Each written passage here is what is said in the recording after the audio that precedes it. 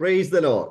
Aroma T വിയിലെ എല്ലാ മാന്യ ശ്രോതാക്കൾക്കും വേഗം വരുന്ന കർത്താവായ യേശു ക്രിസ്തുവിന്റെ നാമത്തിലെ വന്ദനത്തെയും സ്വാഗതത്തെയും അറിയിക്കുന്നു. അനുഗ്രഹീതമായ സാക്ഷ്യവും വചനചിന്തകളുമായി നിങ്ങളോടൊപ്പം ആയിരിക്കുന്നതിൽ ഞങ്ങൾക്ക് വളരെ സന്തോഷമുണ്ട്. ഇന്ന് അരോമ ടി വിയിലെ പ്രേക്ഷകരോടൊപ്പം ദൈവം നടത്തിയ അത്ഭുത വഴികളെക്കുറിച്ച്, ജീവിതാനുഭവങ്ങളെക്കുറിച്ച് പങ്കുവയ്ക്കുന്നതിന് നമ്മുടെ ക്ഷണം സ്വീകരിച്ച് കർത്താവിന്റെ ദാസൻ വേണുഗോപാൽ പാലക്കാട്ട് നിന്നും ജോയിൻ ചെയ്തിട്ടുണ്ട്. പ്രിയപ്പെട്ടവന്റെ ജീവിതാനുഭവം, സാക്ഷ്യം, ദൈവം നടത്തിയ വഴികൾ ശ്രദ്ധയോടെ നമുക്ക് കേൾക്കാം. അവസാനം വരെ കേൾക്കാം. ഇതിൽ ഏതെങ്കിലും ഒരു ഭാഗമായിരിക്കാം നിങ്ങളെ സ്വാധീനിക്കുന്നത്, സ്പർശിക്കുന്നത്. തുടർമാനമായി ശ്രദ്ധയോടെ ആയിരിക്കുമ്പോൾ കർത്താവിന്റെ ദാസൻ വേണുഗോപാൽ അവറുകളെ തികഞ്ഞ സ്നേഹത്തോടും ആദരവോടും കൂടി ഞങ്ങള് സ്വാഗതം ചെയ്തോളുന്നു. പ്രൈസ് ലോർഡ് ബ്രദറെ. എന്തൊക്കെയുണ്ട് വിശേഷങ്ങൾ? സന്തോഷമായിരിക്കുന്നു. ഓക്കെ. ബ്രദറിനെ അരോമ ടിവിയിലെ പ്രേക്ഷകരോടൊപ്പം പരിചയപ്പെടുത്താൻ ഞങ്ങൾക്ക് വളരെ സന്തോഷമുണ്ട്. ഒന്ന് പരിചയപ്പെടുത്താമോ? എവിടെ നിന്നാണ് ജോയിൻ ചെയ്തിരിക്കുന്നത്? വീട്ടിൽ ആരൊക്കെയുണ്ട്? സർ, പാലക്കാട് ജില്ലയിലെ മണ്ണാർക്കാടാണ് എൻ്റെ സ്വദേശം. ഓക്കെ. വീട്ടില് വൈഫ്, മോള്, ഞങ്ങൾ ഒരു യാഥാസ്ഥിക കുടുംബമാണ്. ഇതിൽ 8 മക്കളാണ് ഞങ്ങള്. 4 ആണും 4 പെണ്ണുമാണ്. അച്ഛനിപ്പോ ഇല്ല. അമ്മ, സഹോദരങ്ങളൊക്കെ ഒരുമിച്ച് എല്ലാവരും സെപ്പറേറ്റ് ആയിട്ട് കടന്നു പോകും. ഈ വിശ്വാസ ജീവിതത്തിൽ വന്നിട്ട് ഏകദേശം 22 വർഷങ്ങളായിരിക്കുന്നു. കണ്ടിന്യൂ ചെയ്യാമോ സർ? ഫസ്റ്റ് തുടർമാനമായിട്ട് സംസാരിക്കാം. ഓക്കെ. കർത്താവിന്റെ അതിപരിശുദ്ധ നാമം വാഴ്ത്തപ്പെടുമാറാകട്ടെ.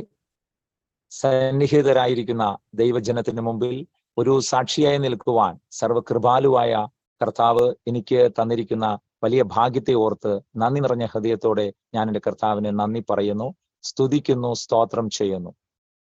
ഇങ്ങനെ ഒരു അവസരം കർത്താവ് ഒരുക്കി തന്ന അരോമ ടി വിയിലെ പാസ്റ്റർ ഡാനിയൽ ജോൺ പാസ്റ്റർ കുടുംബത്തിനായി ഞാൻ എൻ്റെ ദൈവത്തെ വാഴ്ത്തുന്നു. അനേകർക്ക് ആശ്വാസമാകുന്ന കർത്താവിൻ്റെ ഈ അനുഭവ സാക്ഷ്യം ഇങ്ങനെ പ്രസ്താവിക്കുവാൻ കർത്താവ് എനിക്ക് ഒരുക്കി തന്നതിനായി നന്ദി നിറഞ്ഞ ഹൃദയത്തോടെ ഒരിക്കൽ കൂടി സ്തോത്രം ചെയ്തുകൊണ്ട് ഞാൻ എൻ്റെ സാക്ഷ്യത്തിലേക്ക് വരികയാണ്.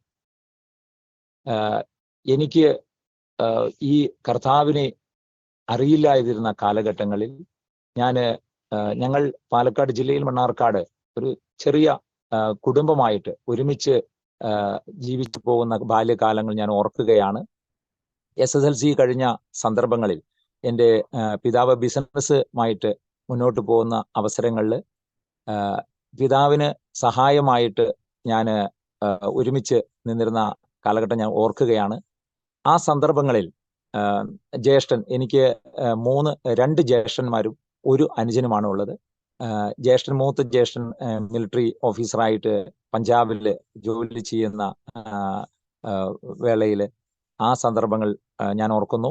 അതോടൊപ്പം ചെറിയേട്ടൻ ബോംബെയിലായിരുന്നു. അത് കഴിഞ്ഞ് 4 പെങ്ങന്മാര് പല ഭാഗങ്ങളിൽ കല്യാണമൊക്കെ കഴിച്ചു കൊടുത്ത് എല്ലാവരും എൻ്റെ ചേച്ചിമാരായിട്ടാണ് ഉള്ളത്. ഞാൻ ഫാദറിനെ സഹായിച്ചുകൊണ്ട് ഇരിക്കുന്ന സന്ദർഭങ്ങളിലാണ് എനിക്ക് ഗൾഫിലേക്ക് പോകുവാൻ ഒരു അവസരം ദൈവം ഒരുക്കിയത്. ഞാൻ ഇപ്പോൾ ചിന്തിക്കുകയാണ്, മരുഭൂമിയിൽ ഇതിൽ ഒരുക്കുന്ന ഒരു സാവകാശം അങ്ങനെ വചനത്തിൽ നമ്മൾ വായിക്കുന്നുണ്ട്. അപ്പോൾ ഞാനവളെ മരുഭൂമിയിൽ, ഹോശിയ പ്രവാചക പുസ്തകത്തിൽ 14-ാം വാക്യത്തിൽ ഇങ്ങനെ വായിക്കുന്നു, ഞാനവളെ വശീകരിച്ച് മരുഭൂമിയിൽ കൊണ്ടുപോയി ഹൃദ്യമായി സംസാരിക്കും എന്ന് തിരുവചനം വായിക്കുമ്പോൾ ഞാനത് ഓർക്കുകയാണ്. ഇവിടെ എന്നെയും എൻ്റെ കർത്താവ് മരുഭൂമിയിൽ കൊണ്ടുപോയിട്ടാണ് ഹൃദ്യമായി സംസാരിച്ചത്. അപ്പൊ ബാല്യകാലത്തിൽ നിന്നും യൗവനത്തിലേക്ക് കടന്നു വന്ന എനിക്ക് 23-ാമത്തെ വയസ്സിലാണ് ഗൾഫിന്റെ പ്രദേശത്തേക്ക് കടന്നു പോകുവാനും ഇവിടെ ഞങ്ങൾ ചെറിയ മക്കളായിരുന്ന സമയത്ത് മദർ പാലക്കാട്ട് നിന്നും പുറത്തേക്ക് എവിടേക്കും വിടാതെ അമ്മ അത്രയും സ്നേഹത്തോടെ വളർത്തിയ കാലഘട്ടം ഞങ്ങൾ ഓർക്കുന്നു. കാരണം പുറത്തേക്കൊന്ന് പോകാനോ ഒന്നും സമ്മതിക്കാതെ ചെറിയ മക്കളായതുകൊണ്ട് എല്ലാവരുടെയും കണ്ണിലുണ്ണിയായി ഞങ്ങൾ വളർന്നു. ഞാനും അനുജനും ഒരുമിച്ചാണ്, എങ്ങോട്ട് പോകുമ്പോഴും ഞങ്ങൾ ഒരുമിച്ചാണ് പോയിക്കൊണ്ടിരുന്നിരുന്നത്. അപ്പോൾ ഇവിടെ നിന്ന് 23-ാമത്തെ വയസ്സിൽ ഞാൻ ഗൾഫിന്റെ പ്രദേശത്ത് പോവുകയും അവിടെ നിന്ന് ഏകദേശം 93 തുടങ്ങി 95-ലാണ് രണ്ടാമത് ഞാൻ നാട്ടിലേക്ക് കടന്നു വരുന്നത്. വളരെ സന്തോഷകരമായ ജീവിതമൊക്കെ ഞങ്ങൾക്കുണ്ടായിരുന്നു. അതോടൊപ്പം 97-ലാണ് മാരേജ് ചെയ്യുന്നത്. ഇവിടെ അടുത്ത് തന്നെയാണ് ഞാൻ കല്യാണം കഴിക്കാനിടയായി. അതിനുശേഷം 97-ലാണ് മാരേജ് കഴിഞ്ഞ് വീണ്ടും ഞാൻ ഗൾഫിന്റെ പ്രദേശത്തേക്ക് പോവുകയും അവിടെ നിന്ന് ഏകദേശം 99-ലാണ് എനിക്കൊരു പെൺകുഞ്ഞ് ജനിക്കുന്നത്. അതോടൊപ്പം 2001 ഈ എൻ്റെ വൈഫിനെയും കുഞ്ഞിനെയും എനിക്ക് നാട്ടിൽ നിന്നും ഗൾഫിന്റെ പ്രദേശത്തേക്ക് കൊണ്ടുപോകുവാനും അവിടെ നിന്ന് വളരെ സന്തോഷത്തോടെ ഒരു 4 മാസക്കാലം വളരെ സന്തോഷത്തോടെ ഞങ്ങൾ ജീവിച്ച് തിരിച്ചു മടങ്ങി വന്നു. തിരിച്ച് അവരെ നാട്ടിലേക്ക് പറഞ്ഞയച്ചതിന് ശേഷം പെട്ടെന്നാണ് എനിക്ക് ഒരു ഫീവറായിട്ട് ഒരു പനി എന്ന രീതിയിൽ പെട്ടെന്നൊരു അസുഖം വരാൻ ഇടയായി. എന്നാൽ എനിക്ക് പറയാനുള്ളത് ഇവിടെ ആ സന്ദർഭത്തിൽ വളരെ മുൻ കോപിയും ദേഷ്യക്കാരനുമായിരുന്നു ഞാൻ. എനിക്ക് എന്നെ തന്നെ കൺട്രോൾ ചെയ്യാൻ പറ്റാത്ത അവസ്ഥയുണ്ടായിരുന്നു. കാരണം ഞങ്ങളുടെ കുടുംബത്തിൽ ഒരുമിച്ചാണ് ഞങ്ങൾ എല്ലാവരുടെയും മുമ്പിൽ ഞങ്ങൾ വളരെ ശ്രദ്ധയോടെ മുമ്പോട്ട് പോയിരുന്ന ആ സമയത്ത് എല്ലാവരെയും കണ്ണിലുണ്ണിയായി ഞങ്ങൾ ചെറിയ മക്കളാണല്ലോ. അപ്പൊ അതുകൊണ്ട് അവരൊക്കെ ബഹുമാനത്തോടെയാണ് ഞങ്ങൾ മുമ്പോട്ട് പോയിരുന്നത്. അപ്പോൾ ഒരു തീരുമാനം, ഒരു കൂട്ടുകുടുംബമാകുമ്പോൾ വളരെ പല പ്രശ്നങ്ങളും കാര്യങ്ങളൊക്കെ നമുക്കുണ്ടാവാൻ ഇടയുണ്ട്. എന്നാൽ ആ സന്ദർഭങ്ങളിലാണ് നമുക്ക് പെട്ടെന്ന് ഇങ്ങനെ ഒരു കുടുംബജീവിതം വരുന്ന സമയത്ത് നമുക്കറിയാലോ, തുറന്നു പറയാൻ ബുദ്ധിമുട്ട് ഉണ്ടാകും. അത് നമുക്ക് പറഞ്ഞാൽ നമുക്ക് മനസ്സിലാവുന്നതാണ്.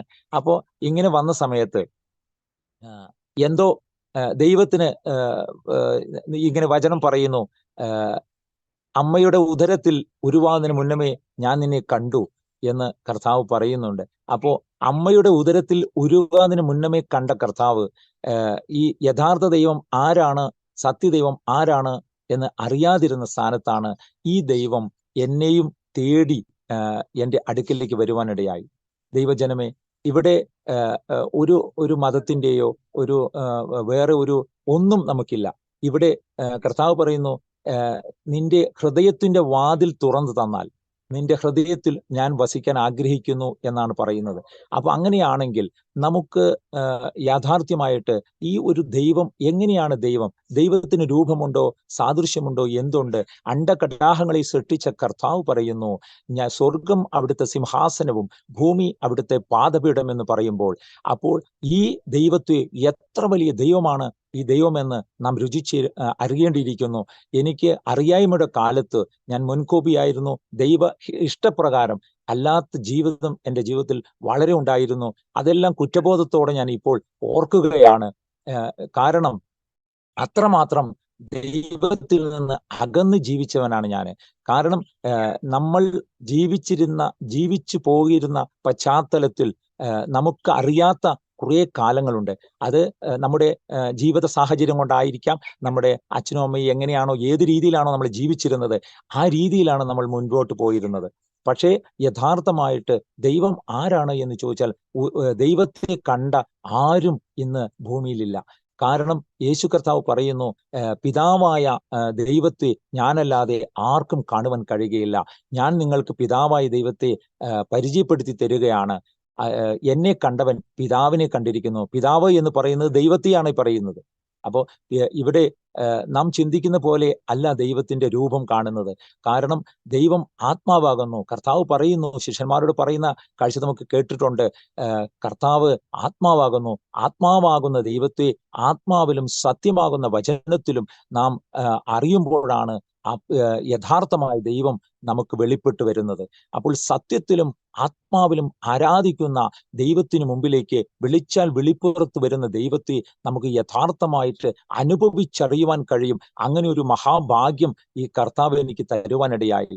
കാരണം ഈ 2001 ആ ജൂൺ മാസത്തിൽ കുടുംബത്തെ തിരിച്ച് മടക്കിവിട്ട് ഞാനവിടെ വിഷമത്തോടെ ഇരിക്കുന്ന സമയത്താണ് എനിക്ക് ഫീവറായിട്ട് പനിയായിട്ട് വന്നതാണ്. പക്ഷേ എന്നെ അഡ്മിറ്റ് ചെയ്തു.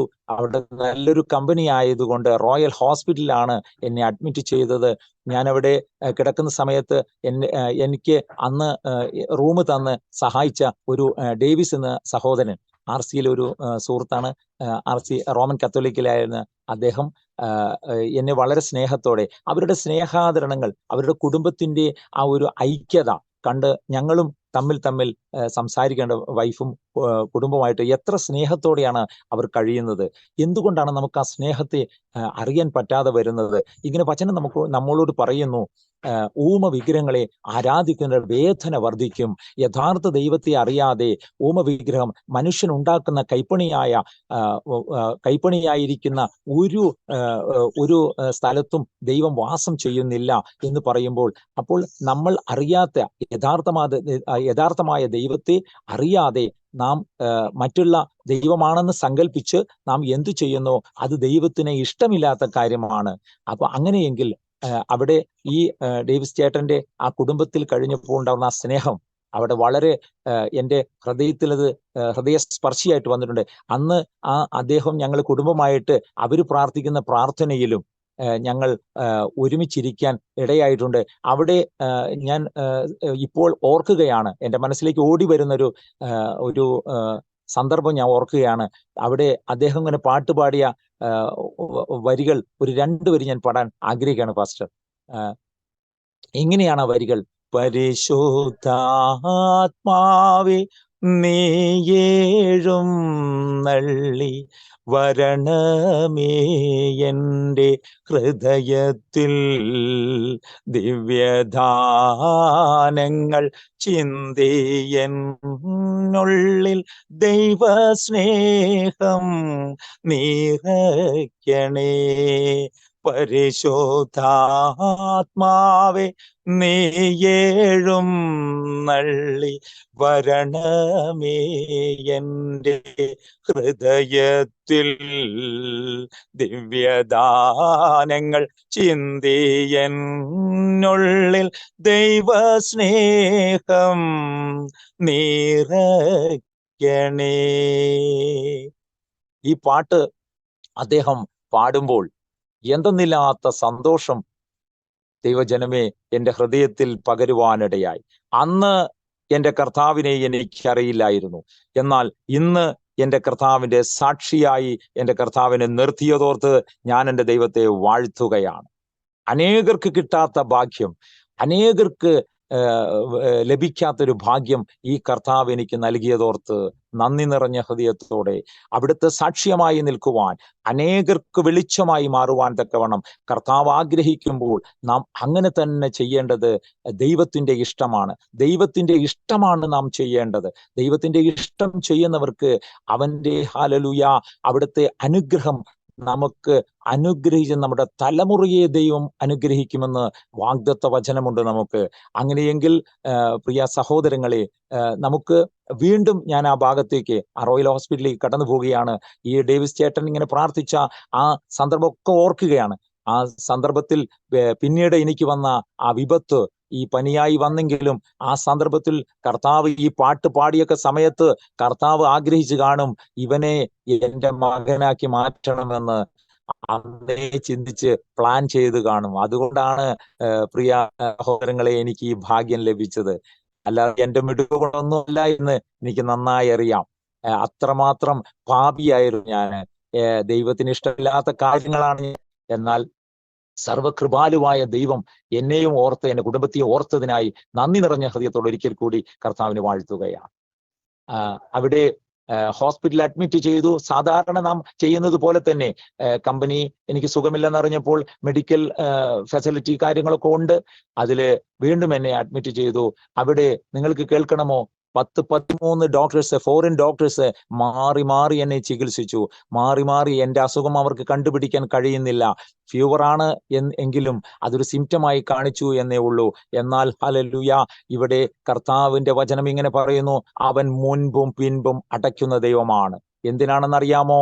നമ്മോട് സ്നേഹമില്ലാഞ്ഞിട്ടല്ല, കർത്താവ് ആരാണെന്ന്, ദൈവം ആരാണെന്ന് ഒരുവനിൽ ഇഷ്ടം തോന്നിയാൽ അവിടെ ദൈവം പ്രവർത്തിക്കുക തന്നെ ചെയ്യും.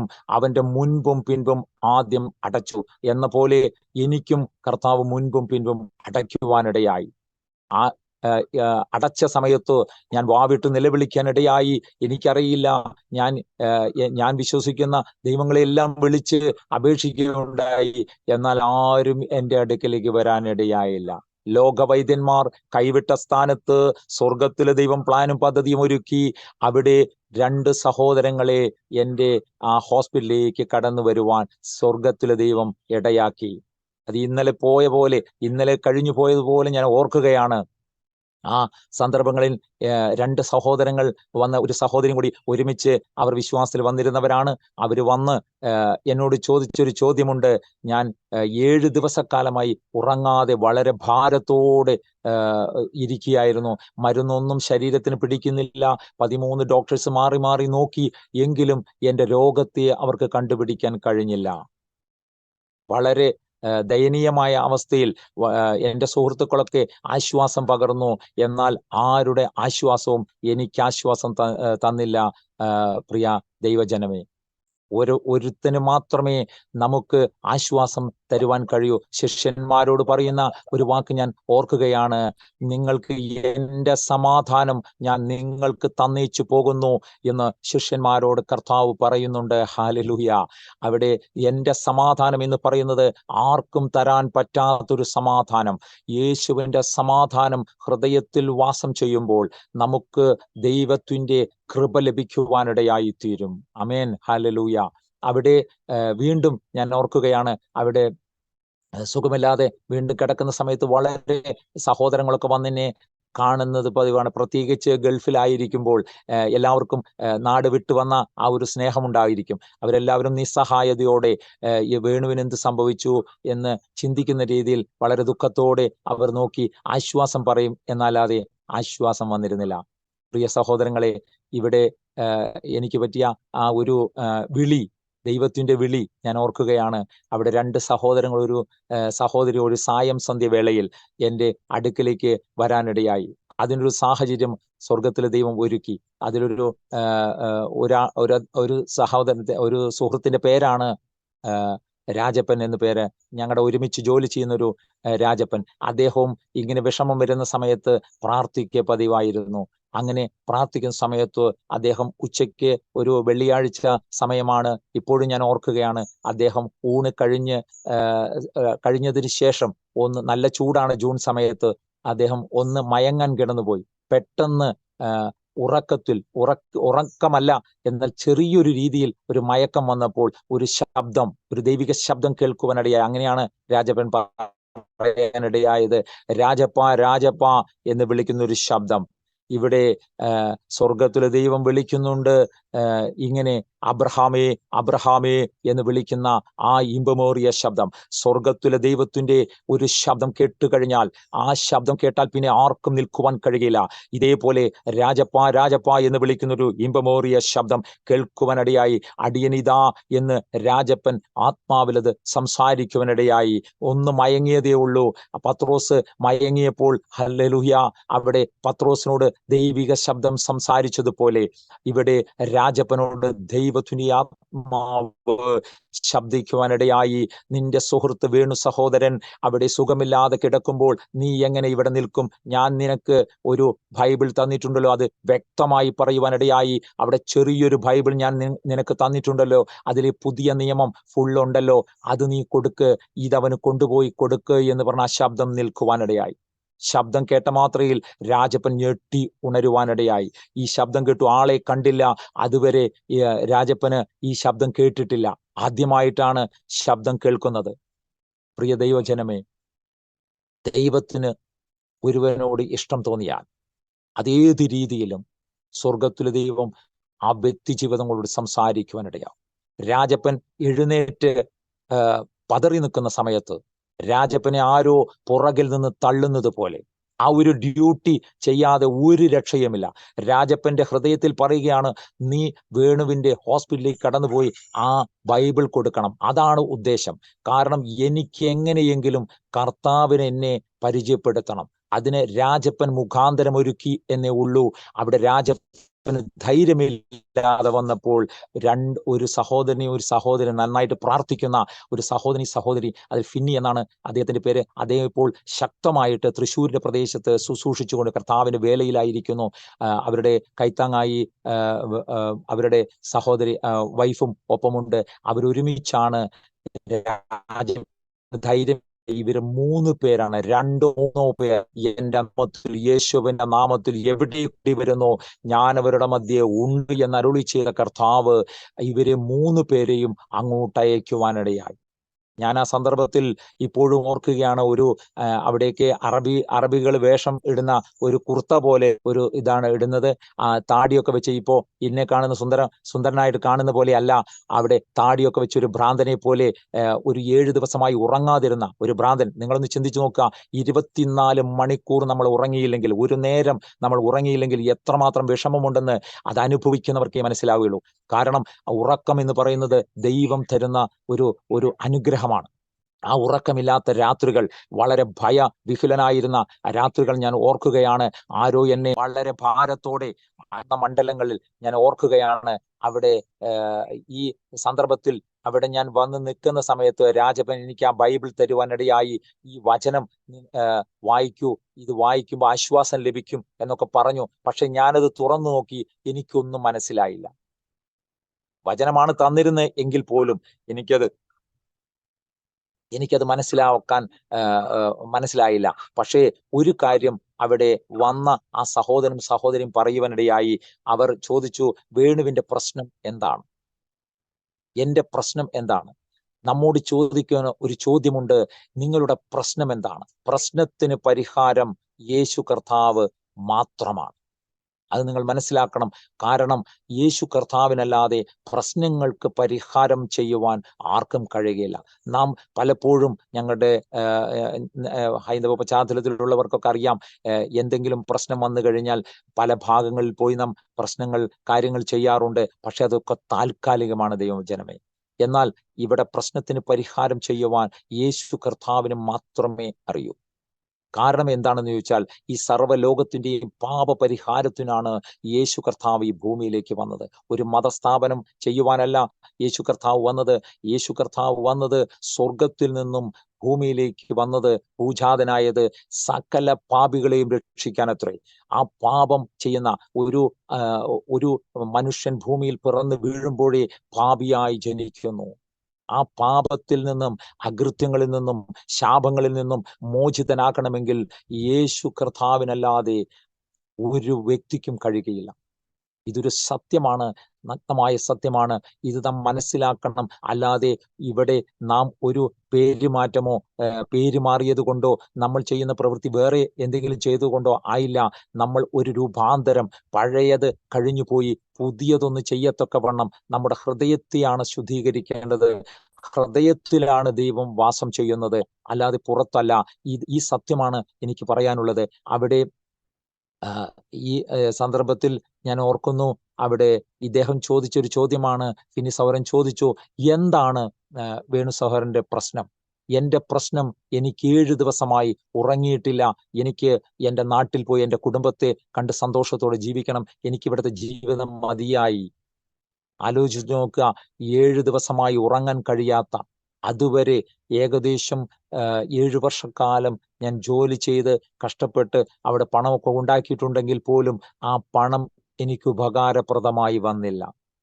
ദൈവത്തെ അറിയാതിരുന്ന കാലം ഞാൻ ഓർക്കുകയാണ്. അങ്ങനെ ജീവിച്ചു. നമുക്ക് എങ്ങനെയെങ്കിലും ഒന്ന് ജീവിക്കാമെന്ന് നാം കരുതണ്ട.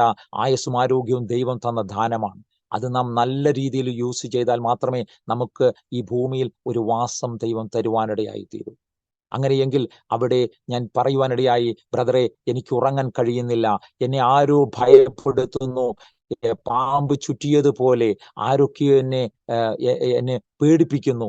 വളരെ ക്രിട്ടിക്കൽ മോമെന്റ്. കണ്ണടച്ചാൽ ഇരുട്ടായി കാണുന്നു, പുക പോകുന്നത് പോലെയുള്ള അവസ്ഥ. മരുന്ന് എന്റെ ശരീരത്തിൽ കുത്തി കയറ്റി വളരെ ഡേഞ്ചർ സിറ്റുവേഷനിലേക്ക് കടന്നു പോകുന്ന അവസ്ഥ. ആർക്കും ഒന്നും ചെയ്യാൻ കഴിയാത്ത അവസ്ഥ. അതാണ് ഞാൻ ആദ്യം പറഞ്ഞത്, അവൻ മുൻപും പിൻപും അടയ്ക്കും. അടച്ചു കഴിഞ്ഞ് ആരാണ് ദൈവമെന്ന് അറിയുവാൻ ദൈവത്തിന് ഇഷ്ടം തോന്നി. അതാണ് അവിടെ സംഭവിച്ചത്. അവിടെ ഞാൻ പറഞ്ഞത് രീതിയിൽ ഇദ്ദേഹം പറഞ്ഞു, യേശു നിങ്ങളെ രക്ഷിക്കും. എന്നോട് ഇങ്ങനെയാണ് പറഞ്ഞത്, യേശു നിങ്ങളെ വിടുവിക്കും, ഞങ്ങൾ വിശ്വസിക്കുന്നു, ഞങ്ങൾ നിങ്ങൾക്ക് വേണ്ടി പ്രാർത്ഥിക്കട്ടെ എന്നാണ് അവർ ചോദിച്ചത്. എൻ്റെ ഉള്ളിൽ നിന്നും ഹൃദയത്തിൽ ആ ശബ്ദം കേൾക്കുവാനിടയായി, വിട്ടുകൊടുക്കരുത്, നമ്മൾ മോശക്കാരല്ല. വെച്ചാൽ ഞാൻ ഞാൻ ജീവിച്ചിരുന്ന കാലഘട്ടങ്ങളിൽ നമ്മൾ നമ്മൾ ജീവിക്കുമ്പോൾ പാരമ്പര്യമായിട്ടും നാം സേവ ചെയ്യുന്ന ദൈവങ്ങളുണ്ടാകാം, അല്ലേ? അങ്ങനെ സങ്കല്പമാണ്, അത് ദൈവമല്ലെന്ന് നമുക്ക് പിന്നീട് മനസ്സിലാകും. അപ്പോൾ ആ സന്ദർഭത്തിലാണ് എനിക്ക് മനസ്സിലായത്, ഇവിടെ യേശുവും ദൈവമാണല്ലോ. എൻ്റെ മനസ്സ് മന്ത്രിച്ചു, വിട്ടുകൊടുക്കരുത്. അതാരാണ് പറഞ്ഞതെന്ന് എനിക്ക് മനസ്സിലായി.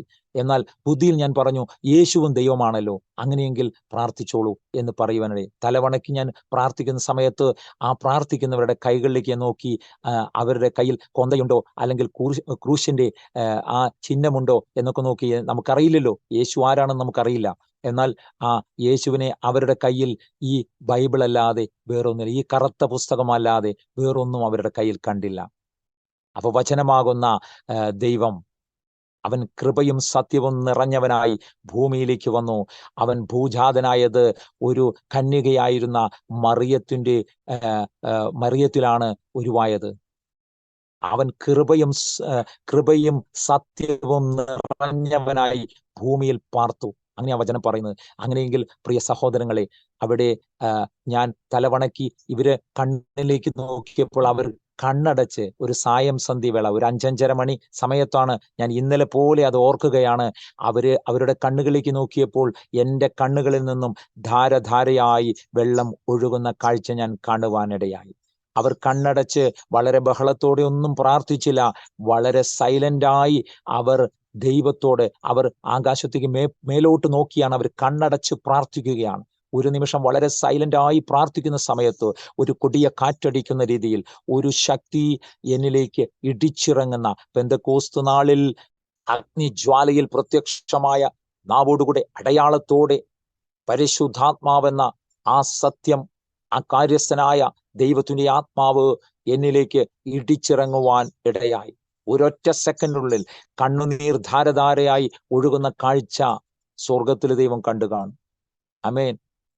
എൻ്റെ വിഷമങ്ങൾ, എൻ്റെ ഹൃദയത്തിലെ ആഗ്രഹം, അവിടെ പാപിയായിരുന്ന എനിക്ക് വേണ്ടി ആ ദൈവത്തിന്റെ ദാസനും ദാസിയും ഒരുമിച്ച് പ്രാർത്ഥിച്ച വേളയിൽ ആ പ്രാർത്ഥന കേട്ടൊരു സ്വർഗമുണ്ട്. ആ ദൈവത്തിന്റെ കൃപയാണ് ഇന്ന് നിങ്ങളുടെ മുമ്പിൽ എനിക്ക് സാക്ഷിയായി നിൽക്കുവാൻ അവസരം നൽകിയിരിക്കുന്നത്. എൻ്റെ ദൈവത്തിന്റെ ജനമേ, അവിടെ എൻ്റെ ഹൃദയത്തിലേക്ക് എന്തെന്നില്ലാത്തൊരു ശക്തി, ഒരു 20,000 കറണ്ടിന്റെ വോൾട്ടേജ് അടിച്ചാൽ എങ്ങനെയിരിക്കും എന്ന രീതിയിൽ കർത്താവിന്റെ ഒരു കൃപ എന്നിലേക്ക് പകരുവാനിടയായി. എന്നെ ഭയപ്പെടുത്തിയത് അതല്ല, ഇവിടെ ഞാൻ എൻ്റെ ശരീരത്തിൽ അത് അനുഭവിച്ചറിഞ്ഞപ്പോൾ ഞാൻ വളരെ ഭയത്തോടെ നിൽക്കുകയാണ്. ഇത് പ്രാർത്ഥന കഴിഞ്ഞ ആ ദൈവദാസൻ കണ്ണു തുറന്ന് പറയുവാനിടയായി, സ്വർഗത്തിലെ ദൈവം നിങ്ങളുടെ പ്രാർത്ഥന കേട്ടു, ഇന്ന് വേണു സുന്ദരമായി ഉറങ്ങുവാനിടയായി തീരും. അത് പറഞ്ഞ ആ വാക്ക് കേട്ടപ്പോഴാണ് എനിക്ക് ഭയം കൂടിയത്. കാരണം എനിക്ക് കിട്ടിയ ആ വ്യത്യാസം ദൈവം ആ ദൈവദാസൻ അറിയിക്കുക ചെയ്തു. ആമേൻ, ഹല്ലേലൂയ. അന്ന് ആ രാത്രി ഞാൻ ബെഡിൽ കിടന്ന് എപ്പോൾ ഉറങ്ങി എന്നറിയില്ല. 7 ദിവസമായി ഉറങ്ങാതിരുന്നൊരു വ്യക്തിയുടെ ആ മനോഭാവം നിങ്ങളൊന്ന് ചിന്തിച്ചു നോക്കുക. വളരെ സന്തോഷത്തോടെ, അപ്പൊ ഈ ദൈവത്തിനൊരു ശക്തിയുണ്ട് എന്ന് എനിക്ക് തിരിച്ചറിയുവാൻ ഇടയായിത്തീർന്നു. അവിടുന്ന് തുടങ്ങിയതാണ് ദൈവമക്കളെ ഓരോ സ്റ്റെപ്പ്. അവിടുന്ന് പ്രതികൂല സാഹചര്യങ്ങളിലും വളരെ ക്രിട്ടിക്കൽ മൂമെന്റിലൂടെ കടന്നു പോകുവാൻ ദൈവം എന്നെ അനുവദിച്ചു. വളരെ പ്രയാസമേറിയ വേളയിലും യേശു കർത്താവ് പിന്നീടുള്ള ദിവസങ്ങളിൽ അവിടെ ഒരു ബാബു പാസ്റ്റർ, ഹരിപ്പാടുള്ള ഒരു ബാബു പാസ്റ്ററാണ്, അവരുടെ ചർച്ചിലാണ് ഞാൻ പോകാനിടയായത്. പലരും എന്നെ കളിയാക്കി. ഇന്നലെ ഉള്ള ക്രൈസ്തവരായിരിക്കുന്ന അവിടെ പാരമ്പര്യത്തിൽ നിൽക്കുന്ന പലരും എന്നോട് പറഞ്ഞു, വേണു ഇപ്പോഴല്ലേ കർത്താവിനെ കണ്ടത്, ഞങ്ങൾ പാരമ്പര്യമായിട്ടും കർത്താവിനെ സേവിക്കുന്നവരാണ് എന്നവർ എന്നോട് പറയുവാനിടയായി. ഞാൻ ആരോടും ഒന്നും പറഞ്ഞില്ല. ഞാൻ പറഞ്ഞു, നിങ്ങൾ കർത്താവിനെ അറിയുന്നു എന്ന് പറയുകയും നിങ്ങളുടെ കയ്യിലിരിക്കുന്ന ആ മഹത് വചനമാകുന്ന കർത്താവിനെ എനിക്കാണ് കർത്താവ് വെളിപ്പെടുത്തിയത്, അത് ഈ വരുന്ന നാളുകളിൽ നിങ്ങൾക്കത് മനസ്സിലായിത്തീരും എന്ന് പറയുവാനിടയായി. പലരും കളിയാക്കി, പുച്ഛിച്ചു, തള്ളി. അതൊക്കെ കർത്താവിനോടും ചെയ്തിട്ടുണ്ടല്ലോ, അതുപോലെ നമ്മോടും ചെയ്യും. എന്നാൽ അത് ഉൾക്കൊണ്ടുകൊണ്ട് എന്നെ വിടുവിച്ച കർത്താവിനെ പിന്നീട് ഞാൻ ഒരു ജോലി കഴിഞ്ഞ് വന്നാൽ പെട്ടി പാക്ക് ചെയ്യും എന്നാ പറഞ്ഞിരുന്നത്. ആളുകൾ വെയിറ്റ് ചെയ്യായിരുന്നു, എൻ്റെ ശവപ്പെട്ടി പാക്ക് ചെയ്ത് വരും എന്നാ പറഞ്ഞിരുന്നത്. എൻ്റെ അമ്മയുടെ ദർശനത്തിൽ കാണുന്ന കാഴ്ച എൻ്റെ ഒരു സുഹൃത്ത് പ്രാർത്ഥിച്ചപ്പോൾ അങ്ങനെ അരണ്ട വെളിച്ചത്തിൽ എൻ്റെ തറവാട് കാര്യങ്ങളെല്ലാം അദ്ദേഹത്തിന് വെളിപ്പെടുത്തി കൊടുത്തു. കായംകുളത്തുള്ള ഒരു സാജു ഡാനിയൽ പറയുവാനിടയായി, വേണുവിൻ്റെ വീട് ഇങ്ങനെയല്ലേ, 2 പനയുള്ള വീട്, മുന്നിൽ ആ പടിപ്പുര, ഇതെല്ലാം കണ്ട് അവിടെ സ്റ്റെപ്പ് കയറി പോകുമ്പോൾ ഒരു തോർത്തുമുണ്ടൊക്കെ ഇട്ട് ആ ജനൽ പാളി തുറന്ന് ഒരമ്മ വിദൂരതയിലേക്ക് മകനെ കാത്തു നിൽക്കുന്ന ആ കാഴ്ച കാണുന്നു ഞാൻ. നിങ്ങളുടെ ആ ഭവനത്തിന്റെ പടിഞ്ഞാറ് ഭാഗത്തായിട്ട് അവിടെ 6 ജനൽ ഞാൻ കാണുന്നു. അടയാളത്തോടെ ആ ദൈവദാസൻ പറയുവാനിടയായി. അതൊക്കെ കേട്ട സന്ദർഭങ്ങളിൽ ഞാൻ ഓർക്കുകയാണ്, എങ്ങനെയാണ് ഇതെല്ലാം അറിയുന്നത്? ഏതു വ്യക്തിക്കും ആത്മാവ് വെളിപ്പെടുത്തും.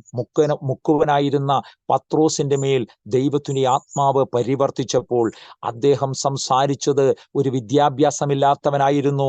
മീനിനെ പിടിക്കാനല്ലാതെ അദ്ദേഹത്തിന് ഒന്നും അറിയില്ലായിരുന്നു. പക്ഷേ മുക്കുവനായിരുന്ന പത്രോസിന്റെ മേൽ പരിശുദ്ധാത്മാവ് ഇറങ്ങി വാസം ചെയ്തപ്പോൾ അദ്ദേഹം സംസാരിക്കുന്നത് വളരെ വിദ്യാഭ്യാസമുള്ളവർ സംസാരിക്കുന്ന, ശാസ്ത്രിമാർ സംസാരിക്കുന്ന രീതിയിൽ എങ്ങനെ ഇദ്ദേഹത്തിന് ഇത് കഴിഞ്ഞു? ആ പത്രോസ് ഒരൊറ്റ പ്രാർത്ഥനയിൽ, ഒരൊറ്റ പ്രസംഗത്തിൽ 3000 പേരെ കർത്താവെങ്കിലേക്ക് നേടുവാനിടയായത്. ആമേൻ, ഹല്ലേലൂയ. ഇതാണ് നാം ചിന്തിക്കുന്ന രീതിയിലല്ല ദൈവത്തിന്റെ പ്രവൃത്തി വെളിപ്പെടുന്നത്. നമുക്കറിയാത്ത കാര്യങ്ങൾ ദൈവത്തിന് ആത്മാവ് നമുക്ക് അഗോചരമായ കാര്യങ്ങൾ വെളിപ്പെടുത്തുവാനിടയായിത്തീരും. ഇവിടെ വചനം ഇങ്ങനെ പറയുന്നു, യിരെമ്യാ പ്രവാചക പുസ്തകം 33-ാം അധ്യായത്തിൽ 3-ാമത്തെ വാക്യത്തിൽ ഇങ്ങനെ പറയുകയാണ്, എന്നെ വിളിച്ചപേക്ഷിക്കാം, എൻ്റെ ദൈവത്തെ വിളിച്ചപേക്ഷിക്കാം. നിങ്ങളുടെ പ്രശ്നം എന്താണ്? ആ പ്രശ്നത്തിന് പരിഹാരം ചെയ്യുവാൻ ദൈവത്തിന് കഴിയും. വചനത്തിൽ എഴുതിയിരിക്കുന്ന വചനം നാം ഉൾക്കൊണ്ടുകൊണ്ട്, ആ വചനത്തെ നാം ഏറ്റെടുത്തുകൊണ്ട് നാം പ്രാർത്ഥിച്ചാൽ അഗോചരമായ, നമുക്കറിയാൻ പാടില്ലാത്ത കാര്യങ്ങൾ, അഗോചരമായ കാര്യങ്ങൾ ഗുപ്തനിധികളായി കർത്താവ് വെളിപ്പെടുത്തുവാൻ ഇടയായിത്തീരും. അവിടെ വീണ്ടും അവിടെ ഓരോ ഘട്ടങ്ങളിലായി, പടിപടിയായി 2 വർഷക്കാലം കർത്താവ് അവിടെ പിടിച്ചു നിർത്തുവാനിടയായി തീർന്നു. കാരണം നാട്ടിലേക്ക് വന്നാൽ വളരെ ഡേഞ്ചർ സിറ്റുവേഷൻ ആണ്. ഇവിടെ വന്നു കഴിഞ്ഞാൽ അവര് എനിക്ക് മെന്റലാണെന്ന് പറയും, ഭ്രാന്താണെന്ന് പറയും. അങ്ങനെയാണല്ലോ, പിച്ചുമ്പേയും പറയുകയാണെന്ന് പറയും. പക്ഷേ ദൈവം അവിടെ അനുവദിച്ചില്ല. എന്നെ പെട്ടി പാക്ക് ചെയ്യുമെന്ന് ശത്രു വെല്ലുവിളിച്ച സ്ഥാനത്താണ് അവിടെ എനിക്ക് വീണ്ടും കർത്താവ് വിസ അടുപ്പിച്ച് അവിടെ 2 വർഷക്കാലം എന്നെ നിർത്തുവാനിടയായി തീർന്നു. 2 വർഷം അവരുടെ പ്രാർത്ഥനയും ജീവിതവുമായി, ജോലിയുമായി കടന്നു പോകുന്ന സമയത്ത് ഭവനത്തിൽ വളരെ പ്രശ്നങ്ങളുണ്ടായി. വളരെ ഡേഞ്ചർ സിറ്റുവേഷനിലൊക്കെ കടന്നുപോയി. മദർ ഹോസ്പിറ്റലിൽ അഡ്മിറ്റ് ആയി. മൂത്ത ജ്യേഷ്ഠൻ എന്നോട് പറയാനിടയായി, എമർജൻസി ആയിട്ട് അമ്മയ്ക്ക് സുഖമില്ല, എമർജൻസി ആയിട്ട് നീ നാട്ടിലേക്ക് വരണം. കമ്പനിയിലേക്ക് മെസ്സേജ് വന്നു, എമർജൻസി ആയിട്ട് വേണുവിന് പോകണമെങ്കിൽ പോകാമെന്ന് പറഞ്ഞപ്പോൾ ഞാൻ വളരെ ദുഃഖത്തോടെ ദൈവദാസന്മാരോട് എൻ്റെ സങ്കടം പറയും. എൻ്റെ അമ്മയ്ക്ക് സുഖമില്ല, എന്നെ കാണണമെന്ന് പറയുന്നു, ഹോസ്പിറ്റൽ അഡ്മിറ്റ് ആണ്. നമ്മളെ നൊന്ത് പ്രസവിച്ച മാതാവ് അങ്ങനെ ഒരു ആഗ്രഹം പ്രകടിപ്പിക്കുമ്പോൾ നാം പോകേണ്ടത് ആവശ്യമാണ്. അപ്പോൾ ദൈവത്തിന്റെ ദാസന്മാർ ഒരുമിച്ച്, വേണു സങ്കടപ്പെടേണ്ട, ആശ്വാസമായി നമുക്ക് നമ്മുടെ ദൈവം ഇവിടെ പ്രാർത്ഥിച്ചാൽ നിങ്ങളുടെ അമ്മയെ അവിടെ സൗഖ്യമാക്കുവാൻ നമ്മുടെ കർത്താവിന് കഴിയുമെന്ന് അവർ ഉറപ്പ് നൽകുവാനിടയായി. ആമേൻ. എനിക്ക് അത്ഭുതമായി തീർന്നു. നാം ഇവിടെ പ്രാർത്ഥിക്കുമ്പോൾ എൻ്റെ അമ്മയ്ക്ക് എങ്ങനെ സൗഖ്യം അവിടെ ലഭിക്കും? ഏകദേശം 2700 കിലോമീറ്റർ ദൂരെയാണ് ഞങ്ങൾ പ്രാർത്ഥിക്കുന്നത്. നിങ്ങൾ ചിന്തിച്ചു നോക്കുക, ലോകത്തിന്റെ ഏത് വൻകരയിലാണെങ്കിലും, ലോകത്തിന്റെ നീ എവിടെ ഏതറ്റത്ത ആയാലും നാം പ്രാർത്ഥിക്കുന്ന പ്രാർത്ഥന നമ്മുടെ ദൈവം കേൾക്കുക തന്നെ ചെയ്യും. അതുകൊണ്ടാണ് നമ്മുടെ ദൈവത്തിന് രൂപമില്ല എന്ന് ഞാൻ പറയുവാനിടയായത്. നമ്മുടെ ദൈവം അരൂപിയാണ്. എവിടെയും 2 3 പേർ അടച്ചിട്ട വാതിലിൽ ശിഷ്യന്മാർക്ക് നിങ്ങൾക്ക് സമാധാനം എന്ന് പറഞ്ഞ കർത്താവ് ഉയർത്തെഴുന്നേറ്റ സമയത്ത് കർത്താവ് പറയുന്ന ആ ഒരു സന്ദർഭം ഞാൻ ഓർക്കുകയാണ്. ശിഷ്യന്മാർ പേടിച്ചിരിക്കെ, യഹൂദന്മാരെ പേടിച്ചിരിക്കെ, വളരെ ഭയത്തോടെ ഇരിക്കെ യേശു കർത്താവ് മരിച്ചടക്കപ്പെട്ടു, ഉയർത്തെഴുന്നേറ്റു. പക്ഷേ ശിഷ്യന്മാരത് വിശ്വസിച്ചിട്ടില്ല, അവർക്ക് കണ്ടിട്ടില്ലല്ലോ. ആ സന്ദർഭത്തിൽ ഇവർ അടച്ചിട്ട മുറിയിലേക്ക് യേശു കർത്താവ് ഇറങ്ങി വന്ന് നിങ്ങൾക്ക് സമാധാനം എന്ന് പറഞ്ഞ് യേശു കർത്താവിനെ തന്നെ വെളിപ്പെടുത്തുന്നുണ്ട്. അവർ തന്നെ ആശ്ചര്യപ്പെടുന്ന രീതിയിൽ, അവർ തന്നെ അത്ഭുതപ്പെടുന്ന രീതിയിൽ അവർ കണ്ട കാഴ്ച. എങ്ങനെയാണ് അടച്ചിട്ട മുറിയിൽ കർത്താവ് ആത്മാവല്ലേ? അപ്പൊ ആത്മാവാകുന്ന ദൈവത്തിന് അടച്ചിട്ട മുറിയും പ്രശ്നമല്ല, എവിടേക്കും കർത്താവിന് ഇറങ്ങി വരുവാനിടയായിത്തീരും. ആമേൻ. ഇത് ഞാൻ ഓർത്തു.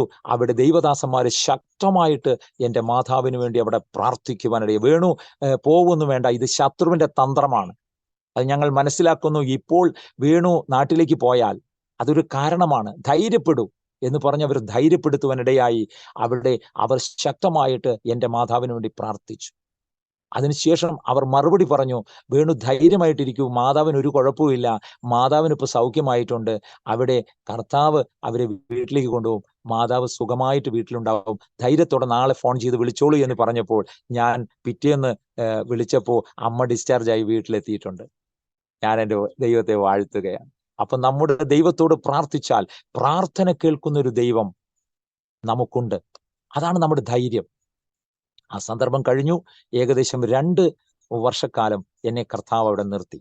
അപ്പോൾ ചെറിയ ഒരു കുഞ്ഞ്, ഒരു കൈക്കുഞ്ഞ്, പിറന്നു വീണ കുഞ്ഞ് മലന്ന് കിടന്ന് കയ്യ് ചുരുട്ടി പിടിച്ചാണ് അവൻ വരുന്നത്. യുദ്ധത്തിലേക്കാണ് വിടുന്നത്, ഈ ഭൂമിയിലേക്ക് വരുന്നത്. ആ കൈ ചുരുട്ടി പിടിച്ച് വരുന്ന ആ മകനോ അല്ലെങ്കിൽ മകളോ എന്താ പറയുക, യുദ്ധത്തിനാണ് വന്ന്, അമ്മയോട് യുദ്ധത്തിനാണ് വരുന്നത്. കാരണം എന്താണ്?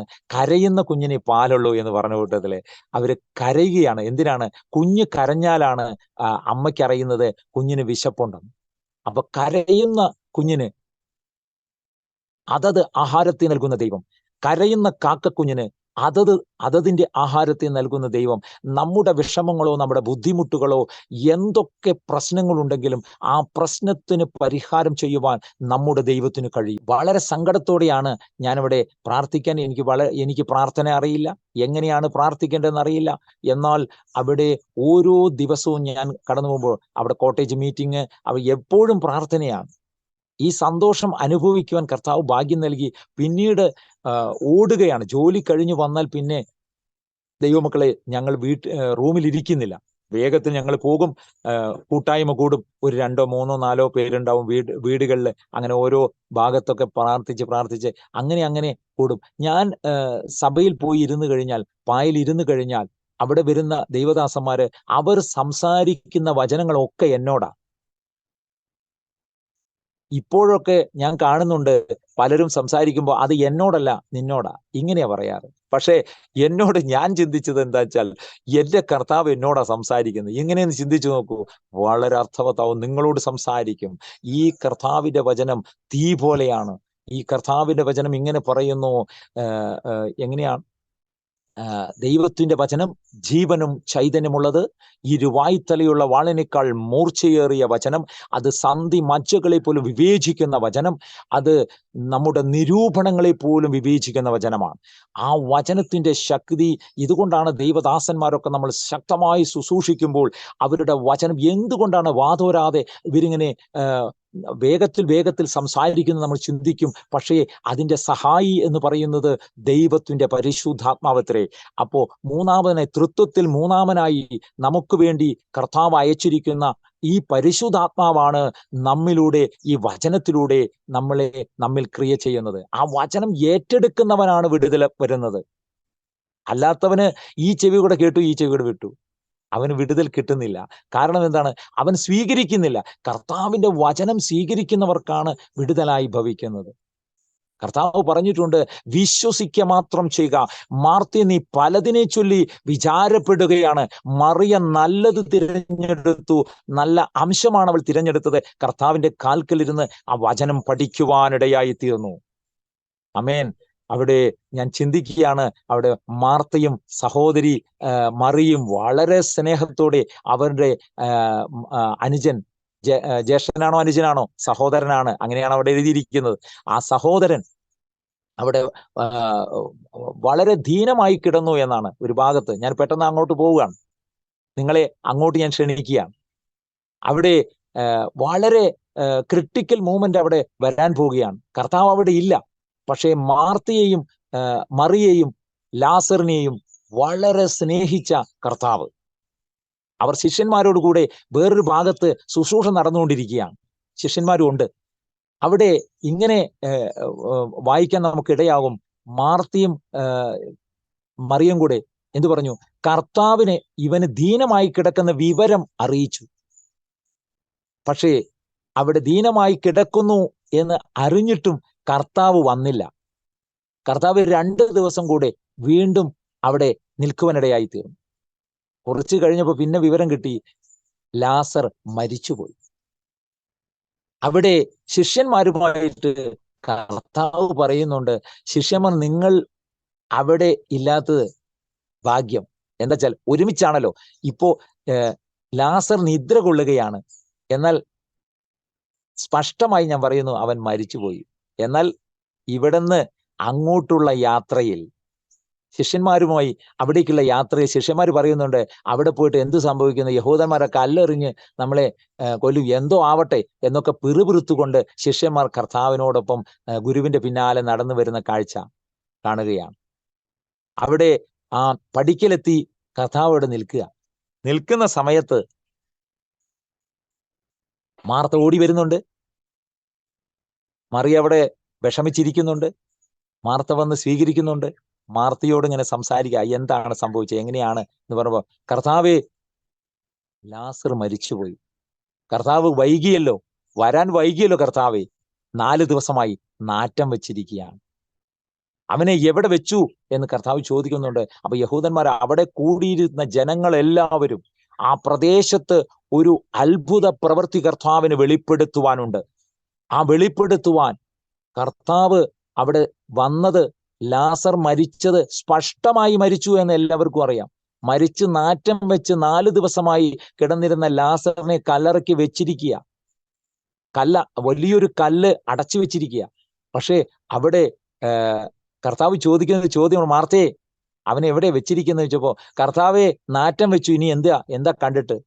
അവിടെ പറയുന്നുണ്ട് കർത്താവ്, മാർത്തേ നീ വിശ്വസിക്കുക മാത്രം ചെയ്യുക, എന്നാൽ ദൈവത്തിന്റെ മഹത്വം നീ കാണുവാനിടയായിത്തീരും. അങ്ങനെ പറഞ്ഞുകൊണ്ട് കർത്താവ് അവിടെ ആ ലാസറിന്റെ ആ കല്ലറയിലേക്ക് വന്ന് ലാസറേ പുറത്തു വരിക എന്ന ആ വാക്ക് സംസാരിക്കുമ്പോൾ, ലാസറിന്റെ ജീവനറ്റ ശരീരത്തിൽ അവിടെ മരിച്ച് നാറ്റം വെച്ച ലാസറിന്റെ ശരീരത്തിലേക്ക് ദൈവം യേശു കർത്താവ് പറയുന്ന വേളയിൽ പോയ ആത്മാവ് തിരിച്ചു മടങ്ങി വന്ന്, ഞാൻ ചിന്തിക്കുകയാണ്, എൻ്റെ ഒരു ഭാവനയിൽ പറയട്ടെ, ആ അഴുകിയ ശരീരത്തിലേക്ക് ആത്മാവ് ദൈവത്തോട് പറയുന്നുണ്ട്, കർത്താവേ എനിക്ക് ആ അഴുകിയ ശരീരത്തിന്റെ ഉള്ളിലേക്ക് കയറുവാൻ കഴിയുകയില്ല. കർത്താവേ അവിടുന്ന് കൽപ്പിക്കുമ്പോൾ എനിക്ക് വരാതിരിക്കുവാനും കഴിയുകയില്ല. എന്നാൽ ദൈവത്തിന്റെ ആ ഒരു വാക്കിന് മുമ്പിൽ ലാസറിന്റെ ആത്മാവ് വരുന്നതിന് മുമ്പേ ഈ അഴുകിയ ശരീരത്തെ കർത്താവ് 1 സെക്കൻഡിനുള്ളിൽ റെഡിയാക്കുന്ന കാഴ്ച ഞാൻ ചിന്തിക്കുകയാണ്. ഹല്ലേലൂയ! അവിടെ ലാസറിന്റെ ആത്മാവ് വരുന്നതിന് മുമ്പേ സ്വർഗത്തിലെ ദൈവത്തിന്റെ കൃപ ലാസറിന്റെ അഴുകിയ ശരീരത്തെ റെഡിയാക്കിക്കൊണ്ടാണ് ദൈവം പറഞ്ഞ തന്റെ പുത്രൻ കൽപ്പിച്ചപ്പോൾ പോയ ആത്മാവ്. യഹൂദന്മാരുടെ വാക്കുകളിൽ അവർ ചിന്തിക്കുന്നുണ്ട് 3 ദിവസം ആത്മാവ് ചുറ്റിത്തിരിഞ്ഞു നടക്കും. എന്നാൽ യഹൂദന്മാരുടെ വിശ്വാസത്തെ മറികടന്നുകൊണ്ടാണ് 4ാമത്തെ ദിവസമായപ്പോൾ മരിച്ച ലാസറിന്റെ ആ ശരീരത്തിലേക്ക്, ജഡശരീരത്തിലേക്ക് ദൈവത്തിന്റെ ആ കർത്താവ് പറഞ്ഞ ആ വാക്കിന് മുമ്പിൽ ആത്മാവ് തിരിച്ചു മടങ്ങി വരുവാനിടയായി. അതാണ് ലാസറേ ഉറക്കെ കർത്താവ് പറഞ്ഞു. എന്താണെന്നറിയാമോ? പേരെടുത്ത് ലാസറേ പുറത്തു വരിക എന്ന് പറഞ്ഞപ്പോൾ, ഇല്ലെങ്കിൽ എന്തു സംഭവിക്കുമായിരുന്നു? കർത്താവിന്റെ വാക്കിന് മുമ്പിൽ പേര് പറയാതെ അങ്ങ് പറഞ്ഞിരുന്നെങ്കിൽ പലരും അങ്ങനെ എഴുന്നേറ്റ് വന്നേനെ. അമേൻ. ഹല്ലേലൂയ. അതാണ് കർത്താവിന്റെ വാക്കിന്റെ പവർ. അമേൻ.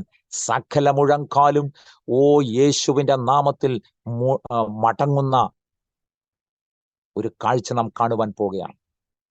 കർത്താവിന്റെ മഹത്വമുള്ള വേല, എന്റെ ദൈവത്തിന്റെ വേല, കർത്താവിന്റെ ആ ശക്തമേറിയ ശുശ്രൂഷ, അതെല്ലാം ശിഷ്യന്മാർ വീണ്ടും വിശ്വസിക്കുവാനിടയായി തീർന്നു. കർത്താവിന്റെ പ്രവൃത്തി എങ്ങനെയാണ്? അതുകൊണ്ടാണ് മാർത്തയോട് പറഞ്ഞത്, മറിയം നല്ല അംശം തിരഞ്ഞെടുത്തു മാർത്തയെ. എന്നാൽ പലതിനെ ചൊല്ലി നാം വിചാരപ്പെടുകയാണ്. നമ്മൾ പലരും അപ്പോഴും ഞാനും പലതും ചൊല്ലി വിചാരപ്പെട്ടിട്ടുണ്ട്. പക്ഷെ വിചാരപ്പെടുമ്പോഴൊക്കെ കർത്താവ് അടുക്കൽ വന്ന് ധൈര്യമായിരിക്കുക. അപ്പോസ്തലനായ പൗലോസിനോട് പറയുന്നത് പോലെ, ധൈര്യമായിരിക്കുക, നിന്നെക്കുറിച്ച് ഞാൻ വലിയ പദ്ധതികൾ ഒരുക്കിയിട്ടുണ്ട്, നീ ധൈര്യമായിരിക്കുക. വലിയ പ്രശ്നങ്ങളുടെ മുമ്പിലൂടെ ഞാൻ കടന്നുപോയിട്ടുണ്ട്.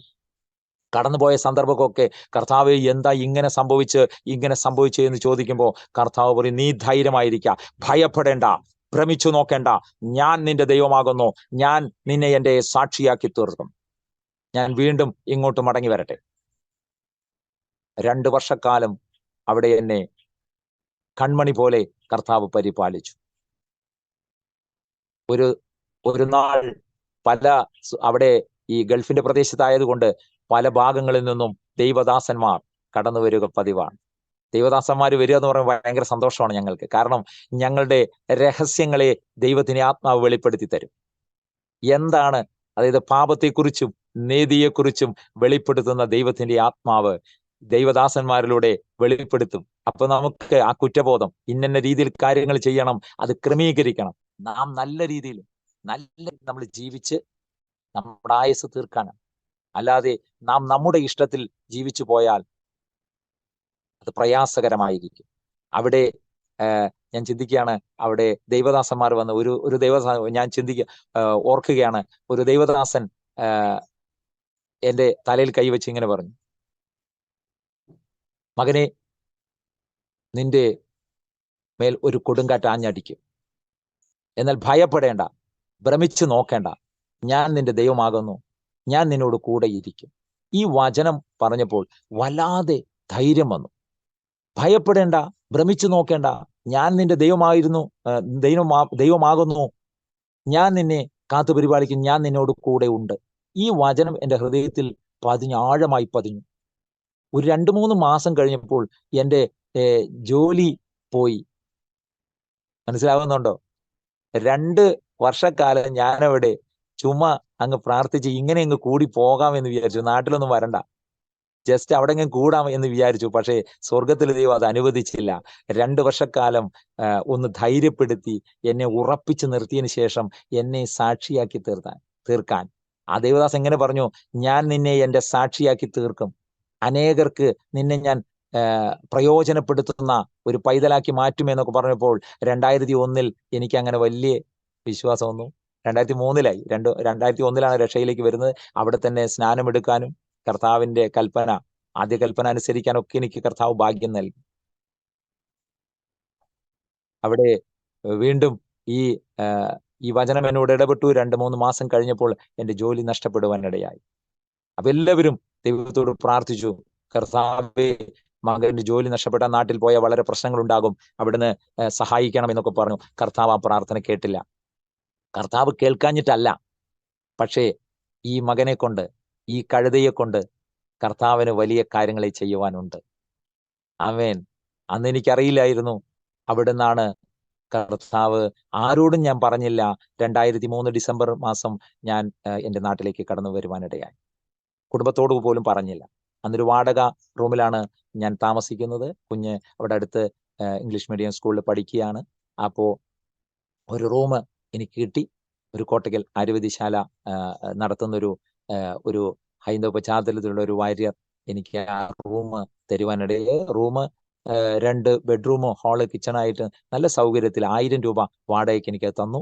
വളരെ സന്തോഷത്തോടെ ഞാൻ അവിടെ പാർക്കുവാനിടയായി. എൻ്റെ ഭവനത്തിൽ നിന്നും എൻ്റെ തറവാട്ടിൽ നിന്നും ഒരു ഡിസ്റ്റൻസ് കീപ്പ് ചെയ്ത് ഒരു 10-15 കിലോമീറ്റർ ഡിസ്റ്റൻസിലാണ് ഞാൻ താമസിച്ചത്. എനിക്ക് അങ്ങനെ തോന്നി.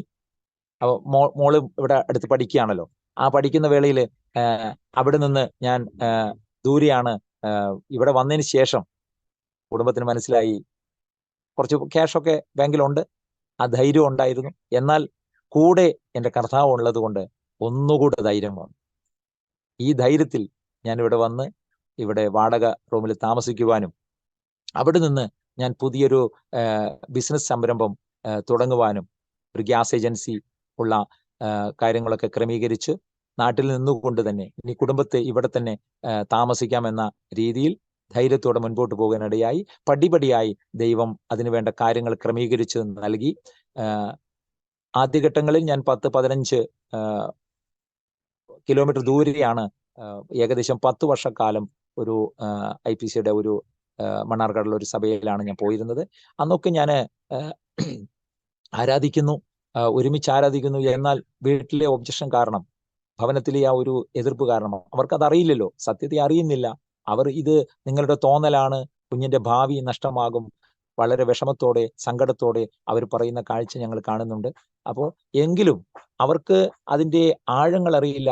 കർത്താവ് എനിക്കാണത് വെളിപ്പെടുത്തി തന്നത്. എൻ്റെ കുടുംബത്തിൽ ഏകനായി ഞാൻ വിശ്വാസത്തിൽ വന്നിരിക്കുന്നത്. ഇതൊരു വിശ്വാസം അവരുടെ തോന്നലാണ് എന്നൊക്കെ പറഞ്ഞ സ്ഥാനത്ത് നിങ്ങൾക്ക് കേൾക്കണമോ, ആ തോന്നലല്ല എന്നത് ദൈവം തന്നെ കുടുംബത്തിൽ തന്നെ വെളിപ്പെടുത്തുവാനിടയായി തീർന്നു.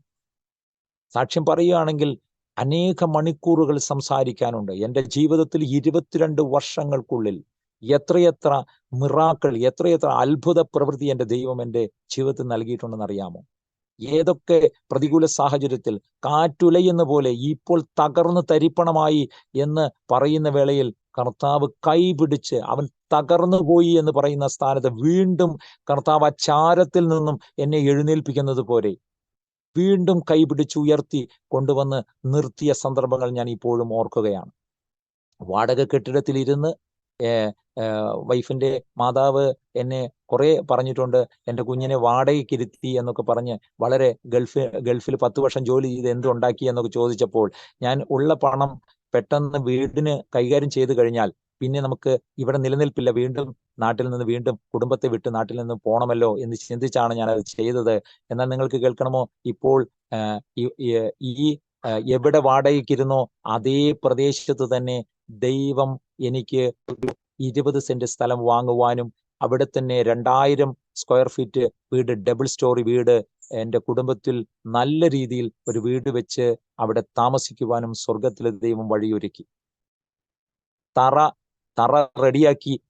റെഡിയാക്കിയിരുന്ന സമയത്ത് 2005 സ്ഥലം വാങ്ങി 2008 ഒരു തറയുണ്ടാക്കി. ഞാൻ ഇപ്പോഴും ഓർക്കുകയാണ്, ദൈവത്തിന്റെ ദാസനെ കൊണ്ടുവന്ന് ഞാൻ പ്രാർത്ഥിക്കുന്ന സമയത്ത് ഒരു വഴിയും തുറക്കുന്നില്ല, ഒരു വഴിയില്ല, എങ്ങനെയാണ് കർത്താവെ ഈ ഭവനം വീണ്ടും റെഡിയാക്കുക, എനിക്ക് അറിയുന്നില്ലല്ലോ എന്ന് ചോദിച്ച വേളയിൽ ആ ദൈവദാസൻ വന്ന് ഞങ്ങൾ കൈകോർത്ത് പിടിച്ച് പ്രാർത്ഥിച്ച ഓർമ്മയുണ്ട്. പുല്ല് മുളച്ചു കഴിഞ്ഞു. പലരും ചോദിച്ചു, പുല്ല് മുളച്ചല്ലോ, എന്താ പണി തുടങ്ങാത്തത് എന്ന് ചോദിച്ച സമയത്താണ് ഈ ദൈവദാസൻ പറഞ്ഞു, നമ്മൾ കണ്ണുനീരോടെ നാം പ്രാർത്ഥിക്കുമ്പോൾ സ്വർഗത്തിലെ ദൈവം കേൾക്കും. ആ വിശ്വാസമാണ് നമ്മുടെ വിശ്വാസം. അത് ഒരുമിച്ച് ഞങ്ങൾ കൈകോർത്തു. 2 പേർ ഐക്യമത്യപ്പെട്ട് എന്ത് പ്രാർത്ഥിച്ചാലും അത് പുത്രന്റെ നാമത്തിൽ പ്രാർത്ഥിക്കുമ്പോൾ സ്വർഗത്തിലെ ദൈവം കേട്ട് നിനക്കതിന് ഉത്തരമരുളും എന്നാണ് പറഞ്ഞിരിക്കുന്നത്. അങ്ങനെയെങ്കിൽ ആ വചനത്തെ ഞങ്ങൾ ആസ്പദമാക്കി ഏറ്റെടുത്തു. ഞങ്ങൾ കൈകോർത്ത് കണ്ണുനീരോടെ പ്രാർത്ഥിച്ചു. ആ കണ്ണുനീര് ആ തറയിലേക്ക് വീണു. പുല്ലുമുളച്ച സ്ഥാനത്താണ് ഇന്ന് ദൈവമക്കളെ 2000 സ്ക്വയർ ഫീറ്റ് വീട് അവിടെ 1 രൂപ കടമില്ലാതെ അവിടെ റെഡിയാക്കി. ആലോചിച്ച് നോക്കുക. അപ്പൊ ഈ ദൈവം ആരാണ്? നാം സേവിക്കുന്ന ദൈവം ആരാണ്? അത് നമ്മൾ മനസ്സിലാക്കേണ്ടതുണ്ട്. അതിനു പുറമെ പല പല സന്ദർഭങ്ങളിലും കുടുംബത്തിൽ വന്ന അത്യാപത്ത് വളരെ പ്രശ്നസങ്കീർണമായി എൻ്റെ ജീവിതത്തിൽ വന്നിട്ടുണ്ട്. എന്തുകൊണ്ടാണ് ഇങ്ങനെ സംഭവിച്ച കർത്താവേ എന്ന് ചോദിച്ച വേളയുണ്ട്. ഇവിടെ പല ബിസിനസ് ചെയ്ത് പ്രോബ്ലംസ് ഉണ്ടായ സമയത്ത് നാട്ടിൽ നിൽക്കുവാൻ പറ്റാത്ത അവസ്ഥയിൽ 2012 മുതലാണ് കർത്താവിൻ്റെ സാക്ഷിയായി പോകുവാൻ കർത്താവ് കൃപ ചെയ്തത്. അതിനൊരു മുഖാന്തരം ഹൊസൂറിന്റെ പട്ടണത്തിൽ ഒരു ദൈവദാസൻ ഉണ്ട്. അവരും ഹൈന്ദവ പശ്ചാത്തലത്തിൽ നിന്നും വിശ്വാസത്തിലേക്ക് വന്നതാണ്. അവരും വളരെ ക്രിട്ടിക്കൽ മൂമെന്റിൽ കടന്നു വന്നു. പക്ഷേ അവർ കുടുംബമായി പാർക്കുന്ന അവിടേക്ക് ദൈവത്തിന്റെ ആത്മാവ് ഇടപെടുവാനും ഫോണിലൂടെ ഞങ്ങൾ സംസാരിച്ചപ്പോൾ ചില എൻ്റെ രഹസ്യ കാര്യങ്ങളെല്ലാം ദൈവത്തിന് ആത്മാവ് വെളിപ്പെടുത്തുവാൻ ഇടയായി. എന്താണെന്ന് വിചാരിച്ചാൽ 2001 ദൈവം തന്ന വാഗ്ദത്വം എന്നിൽ നിറവേറേണ്ടത് ആവശ്യമാണ്. അത് ദൈവത്തിന്റെ കാര്യപരിപാടിയാണ്, നമുക്കറിയില്ല. നമുക്കറിയാത്ത കാര്യങ്ങളാണ് കർത്താവ് സന്ദർഭോചിതമായി കാര്യങ്ങൾ ചെയ്തു തരും. അതിന് നമ്മൾ ഏൽപ്പിച്ചു കൊടുത്താൽ മതി. നാം പ്രത്യേകിച്ചൊന്നും ചെയ്യേണ്ടത് ആവശ്യമില്ല. പക്ഷേ കർത്താവ് അതിനുവേണ്ട വഴി മുഖാന്തരം ഒരുക്കുമ്പോൾ നാം നിന്നു കൊടുത്താൽ മതി. പത്രോസ് നിന്നു കൊടുത്തതുപോലെ. ആമേൻ, ഹല്ലേലൂയ. അവിടെ ഈ ദൈവദാസനുമായി ബന്ധപ്പെടുവാനിടയായി അങ്ങോട്ട് പോയി. പിന്നീടാണ് അവിടെ ആ ദൈവദാസന്റെ ഒപ്പം ഞാനും അസിസ്റ്റന്റായി അദ്ദേഹം പറയുന്ന രീതിയിൽ കുറച്ച് കാര്യങ്ങളൊക്കെ പറഞ്ഞു തന്ന് അവിടെ പല ഭാഗങ്ങളിലും, പല ചേരി പ്രദേശങ്ങളിലും, തമിഴ്നാടിന്റെ ഭാഗങ്ങളിലും പല ഭാഗങ്ങളിലും ഞാൻ പോയി എൻ്റെ സാക്ഷ്യത്തെ പറയുന്ന സന്ദർഭങ്ങളിൽ ദൈവത്തിന് ആത്മാവ് ഇടപെടുവാനിടയായി. അന്ന് 2001 ഞാൻ നിന്നോട് എൻ്റെ ദാസന്മാരിലൂടെ കേൾപ്പിച്ച വചനം ഇപ്പോൾ നിവൃത്തിയായി കൊണ്ടിരിക്കുകയാണ്. ദൈവത്തിന് ആത്മാവ് പറയുവാനിടയായി. ഞാൻ മലയാളത്തിൽ സംസാരിക്കുന്ന സമയത്ത് ആ ട്രാൻസ്ലേറ്റ് ചെയ്ത് തമിഴിലും കന്നഡയിലും ആ ദൈവദാസൻ സംസാരിക്കാനിടയായി. അപ്പോൾ മനസ്സിലായി കർത്താവിന് എന്നെ കുറിച്ച് ഉദ്ദേശമുണ്ട്. അങ്ങനെയാണ് ദൈവമക്കളെ ഞാൻ ഈ സാക്ഷ്യം തുടർന്ന് കൊണ്ടുപോവുകയാണ്. ഇപ്പോൾ വീണ്ടും പല പല മേഖലകളിലൂടെ കർത്താവ് എന്നെ വഴി നടത്തുന്നു. ഇപ്പോഴും ഭാര്യ വിശ്വാസത്തിൽ വന്നിട്ടില്ല. എന്നാൽ അവർക്കറിയാം എന്തോ ഒരു സംഭവം ഉണ്ട് എന്നവർക്ക് മനസ്സിലായിട്ടുണ്ട്. പക്ഷേ സമൂഹങ്ങളുടെ ഭയപ്പാടോ പ്രോബ്ലംസ് ആണോ എന്തെന്നറിയില്ല. കർത്താവിനോട് സംസാരിക്കുന്നുണ്ട്. കർത്താവിന്റെ ദൈവദാസന്മാർ പലരും പ്രാർത്ഥിക്കുന്നുണ്ട്. പ്രാർത്ഥിക്കുന്ന സമയത്ത് അവർ പ്രാർത്ഥിക്കുമ്പോൾ കർത്താവ് പറയുന്നത്, ഞാനും ഒരു ദിവസം കർത്താവിനോട് പ്രാർത്ഥിച്ചു, കർത്താവെ ഇത്ര നാളുകളായല്ലോ അവൾക്ക് ഈ സത്യത്തെ എനിക്ക് അറിയിച്ചതുപോലെ കർത്താവെ എന്തുകൊണ്ട് അവൾക്ക് ഈ സത്യത്തെ അറിയിക്കുന്നില്ല? എന്നോട് പറയുന്നത് തോന്നലാണെന്നാണ്. പക്ഷേ എന്തുകൊണ്ടാണ് കർത്താവെ അതിനൊരു തടവെച്ചിരിക്കുന്നതെന്ന് ഞാൻ ചോദിക്കാൻ വളരെ ഭാരത്തോടെ, വളരെ വിഷമത്തോടെ പ്രാർത്ഥിക്കാനിടയായി. അപ്പോൾ ദൈവത്തിന് ആത്മാവ് എന്നോട് ഹോശയ്യ പ്രവാചക പുസ്തകം 2-ാം അധ്യായത്തിൽ 14-ാമത്തെ വാക്യത്തിലാണ് ഇടപെട്ടത്. 10 മുതലും ഉണ്ട്, താഴേക്ക് വായിച്ചാൽ അറിയാൻ പറ്റും. ഞാൻ അവളെ വശീകരിച്ച് മരുഭൂമിയിൽ കൊണ്ടുപോയി ഹൃദ്യമായി സംസാരിക്കും, ആഘോർ താഴ്വരകളെ കൊടുക്കും, ഭൂമവിഗ്രഹമുള്ള പേരുകളെ ഞാൻ അവളുടെ നാവിൽ നിന്ന് എടുത്തു കളയും. അവിടെ കുറെ കാര്യങ്ങൾ പരാമർശിക്കുന്നുണ്ട്. ആ വചനം വായിച്ചപ്പോൾ വല്ലാതെ സന്തോഷം തോന്നി. കാരണം നാം സങ്കടപ്പെട്ടിരിക്കുമ്പോൾ തൻ്റെ പ്രിയമക്കൾ സങ്കടപ്പെടുന്നത് ദൈവത്തിന് അറിയാം. അപ്പൊ ദൈവത്തിന് ആത്മാവ് വചനത്തിലൂടെ ഇടപെടും, ദൈവദാസന്മാരുടെ ഇടപെടും, ദർശനത്തിൽ വെളിപ്പെടുത്തും. അങ്ങനെ ഓരോ കാര്യങ്ങളാണ് കർത്താവ് ഇടപെടുന്നത്. കർത്താവ് ഏത് രീതിയിൽ നാം പാട്ടിലൂടെ പാടുമ്പോൾ പല സന്ദർഭങ്ങളിലും ഞാനങ്ങനെ ഒരു സമയത്ത് ഞാൻ ഓർക്കുകയാണ് പാസ്റ്ററെ, വണ്ടിയിൽ പോകുന്ന സമയത്ത് എനിക്ക് പാട്ട് പാടുന്ന വലിയ ഇഷ്ടമാണ്. ഞാൻ എത്ര നല്ലവൻ എന്നുള്ള ആ പാട്ടൊക്കെ പാടാറുണ്ട്. ആ പാട്ടിങ്ങനെ പാടുന്ന സമയത്ത് ഞാനിങ്ങനെ ബൈക്കിൽ പോകുന്ന സമയത്ത് പെട്ടെന്ന് ഒരു ബസ് എൻ്റെ മുമ്പിലൂടെ എതിർവശയായിട്ട് കടന്നു വരുന്ന സമയത്ത് ഞാൻ അവിടെ ഒരു ടേണിങ് ഒരു മലയുണ്ട്. ആ മലയിൽ ഒരു കുടിയിരിപ്പൊക്കെ ഉണ്ട്. അപ്പോൾ എനിക്കിങ്ങനെ സന്ദർഭം കിട്ടുന്ന സമയത്ത് പല വചനങ്ങളും പറയുമ്പോൾ ശാസിക്കുകയൊക്കെ പതിവാണ്. ആവശ്യമില്ലാത്ത ഭാഗത്ത് പോയി ശാസിക്കരുതെന്ന് പറഞ്ഞതിന്റെ കാരണം പിന്നീടാണ് എനിക്ക് മനസ്സിലായത്. അവിടെ പ്രാർത്ഥിച്ച് ഞാൻ ബൈക്കിൽ ഇങ്ങനെ വരുന്ന സമയത്ത് പെട്ടെന്ന് ആ ടേൺ തിരിഞ്ഞ് വന്ന സമയത്ത് ആ ബസ്സിലുള്ള എല്ലാവരും തലയിൽ ഇങ്ങനെ കൈ വെച്ചു. അയ്യോ എന്ന ഉറക്കെ അവർ നിലവിളിക്കാനിടയായി. ബസ്സിലൂടെ ഞാൻ കണ്ടു. പക്ഷേ ഞാൻ ഈ പാട്ട് പാടി ഇങ്ങനെ പോവുകയല്ലേ, ഞാൻ പോകുന്ന സമയത്ത് ആ ബസ്സിനെ ആരോ എടുത്ത് മാറ്റിയതുപോലെ എൻ്റെ ഭാഗത്ത് നിന്ന് അതങ്ങനെ മാറ്റി ആ ടേൺ തിരിച്ച് ഡ്രൈവർ പെട്ടെന്നത് കട്ട് ചെയ്യുകയും അതങ്ങ് മാറിപ്പോയി. ഞാൻ ചിന്തിക്കുകയാണ്, നമുക്ക് ചുറ്റും ഊരിപ്പിടിച്ച വാളുമായി ദൂതഗണങ്ങളെ സ്വർഗത്തിലെ ദൈവം ഇറക്കി വാസം ചെയ്യുന്നുണ്ട്. ഞാൻ അവരുടെ ചുറ്റും വേലി കെട്ടി സൂക്ഷിച്ചിരിക്കുന്നു. ഇപ്പോൾ എനിക്ക് ഓർമ്മ വരികയാണ്, ഇയ്യോബിന്റെ പുസ്തകത്തിൽ 2-ാം വാക്യത്തിൽ ഇങ്ങനെ പറയുന്നുണ്ട്. സ്തോത്രം, ഹല്ലേലൂയ. അവിടെ പറയുന്നത്, ഇയ്യോബിന് ചുറ്റും സാത്താൻ വന്ന് അവന്റെ വേലി ഒന്ന് പൊളിക്കണമെന്ന് നോക്കിയപ്പോ കർത്താവിനോട് പറയുന്നുണ്ട് സാത്താൻ, അവിടുന്ന് അനുഗ്രഹം എല്ലാം വേലി കെട്ടി സൂക്ഷിച്ചിരിക്കുക. അവിടുന്ന് വേലി കെട്ടി സൂക്ഷിച്ചുകൊണ്ട് ആ വേലി ഒന്ന് പൊളിച്ചു തന്നാൽ എനിക്കൊരു സന്ദർഭം അല്ലെ, ആ വേലി പൊളിച്ചാലേ എന്ത് ചെയ്യാൻ പറ്റൂ, സാത്താന് കിടക്കാൻ പറ്റൂ. അപ്പൊ ആ വേലി പൊളിക്കാൻ എന്ത് ചെയ്യണ്ട, അപ്പൊ അനുഗ്രഹത്തെയും കുടുംബത്തെയും എല്ലാം വേലി കെട്ടി സൂക്ഷിച്ചു. അപ്പൊ വേലി കെട്ടി തീമതിലായി നമുക്ക് ചുറ്റും കർത്താവ് ഇരിക്കുക. കർത്താവിന്റെ വചനം അനുസരിച്ചാൽ മതി. ആമേൻ. ഹല്ലേലൂയ. അല്ലാതെ വേറൊന്നും ചെയ്യണ്ട. കർത്താവിന് വേണ്ടി നമ്മൾ വഴിപാടോ ഇത്ര പണമോ ഒന്നും നമ്മൾ കൊടുക്കേണ്ട ആവശ്യമില്ല. കർത്താവിന് നമ്മുടെ ഹൃദയത്തിലാണ് കർത്താവ് വാസം ചെയ്യുന്നത്. കർത്താവിന് നമ്മുടെ ഒന്നും വേണ്ട. കർത്താവ് തരുന്നതാണ് നമുക്കെല്ലാം. ഈ ഭൂമിയിലുള്ള എല്ലാം നമുക്ക് വേണ്ടി തന്നിരിക്കുകയാണ് കർത്താവ്. പക്ഷേ കർത്താവിനെ അനുസരിക്കാതെ നാം പോകുന്നത് കൊണ്ടാണ് ആ വരുന്ന അനുഗ്രഹങ്ങൾ. യഹോവയുടെ അനുഗ്രഹത്താൽ മാത്രമേ നമുക്ക് സമ്പത്തുണ്ടാകൂ. അതുകൊണ്ട് വേദനയെ കൂട്ടാത്ത ദൈവമാണ്.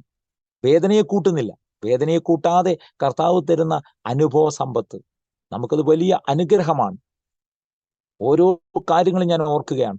ഇങ്ങനെ പല പല സന്ദർഭങ്ങളിലും കുടുംബത്തിൽ വൈഫിന്റെ അനുജിതയുടെ ഹസ്ബൻഡ് കഴിഞ്ഞ 2018 ഒരു ആക്സിഡന്റിൽ എൻ്റെ കൺമുമ്പിൽ നിന്നാണ് തകർന്ന് തരിപ്പണമായി പോയി. കാരണം അത് ഞാൻ ഓർക്കുന്നു. ഒരു ഞായറാഴ്ച ദിവസമാണ്. ഞാൻ പ്രാർത്ഥന കഴിഞ്ഞ് വീട്ടിൽ റെസ്റ്റ് ചെയ്യുകയാണ്. ആ സന്ദർഭത്തിൽ ഇവിടെ അടുത്ത് ഒരു 10-15 കിലോമീറ്റർ ദൂരെ എൻ്റെ കാറിൽ ഞങ്ങളെല്ലാവരും കൂടി ഒന്ന് ഈവനിങ് വാക്കിനായി പോയതാണ്.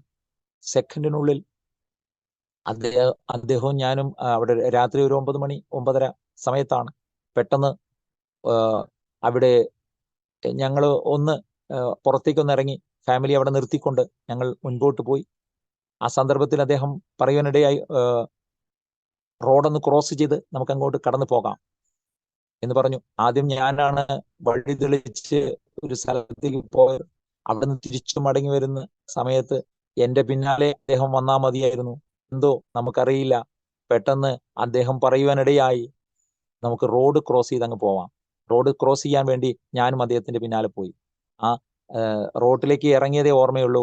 ഒരു കറുത്ത ഒരു സാധനം വന്ന് ഇടിച്ച് തെറിപ്പിച്ചു. സെക്കൻഡിനുള്ളിൽ അദ്ദേഹം പോയി ആ വണ്ടി, ഒരു ബൈക്കാണ് വന്നത്, 120 കിലോമീറ്റർ സ്പീഡിലാണ് വന്നത്. ആ ബൈക്ക് അദ്ദേഹത്തെ ഇടിച്ച് തെറിപ്പിക്കാനിടയായി. സെക്കൻഡിനുള്ളിൽ അദ്ദേഹം തലപൊട്ടി മരണപ്പെടുവാനിടയായി. ആ വന്ന വണ്ടിയും തകർന്നു പോയി. കാരണം പലപ്പോഴും കുടുംബം പറയാറുണ്ട്, അവരെ കണ്ടു പഠിക്കൂ. നിനക്ക് വേണ്ടി ഞാൻ ജാതികളെ ഏൽപ്പിച്ചു കൊടുക്കും എന്ന് ദൈവം പറയുന്ന അസത്യം ഞാനന്ന് ഓർത്തു. കാരണം നിന്നെ നിന്ദിക്കുന്നവരുടെ നിന്ന എൻ്റെ മേൽ വീണു എന്ന് കർത്താവിന്റെ വചനം പറയുന്നു. അപ്പോൾ നമ്മെ നിന്ദിക്കുന്നവര്, പുച്ഛിക്കുന്നവരെ, യേശു കർത്താവിനെ പുച്ഛിച്ചിട്ടുണ്ടല്ലോ, കളിയാക്കിയിട്ടുണ്ടല്ലോ, രോമം പിഴുതെറിഞ്ഞ് എത്രമാത്രം വേദന നമുക്ക് വേണ്ടി കർത്താവ് അനുഭവിച്ചു. ആ ക്രൂശിലെ അനുഭവം അത് നമുക്ക് പാഠമാണ്. അപ്പൊ കർത്താവിന് വേണ്ടി നിന്ന സഹിച്ചിട്ടുണ്ടെങ്കിൽ ആ നിന്നയ്ക്ക് ഒരു പ്രശ്നത്തിന് ഒരു പരിഹാരം കർത്താവ് നൽകുക തന്നെ ചെയ്യും. ഇന്ന് നിങ്ങൾക്ക് കേൾക്കണമോ?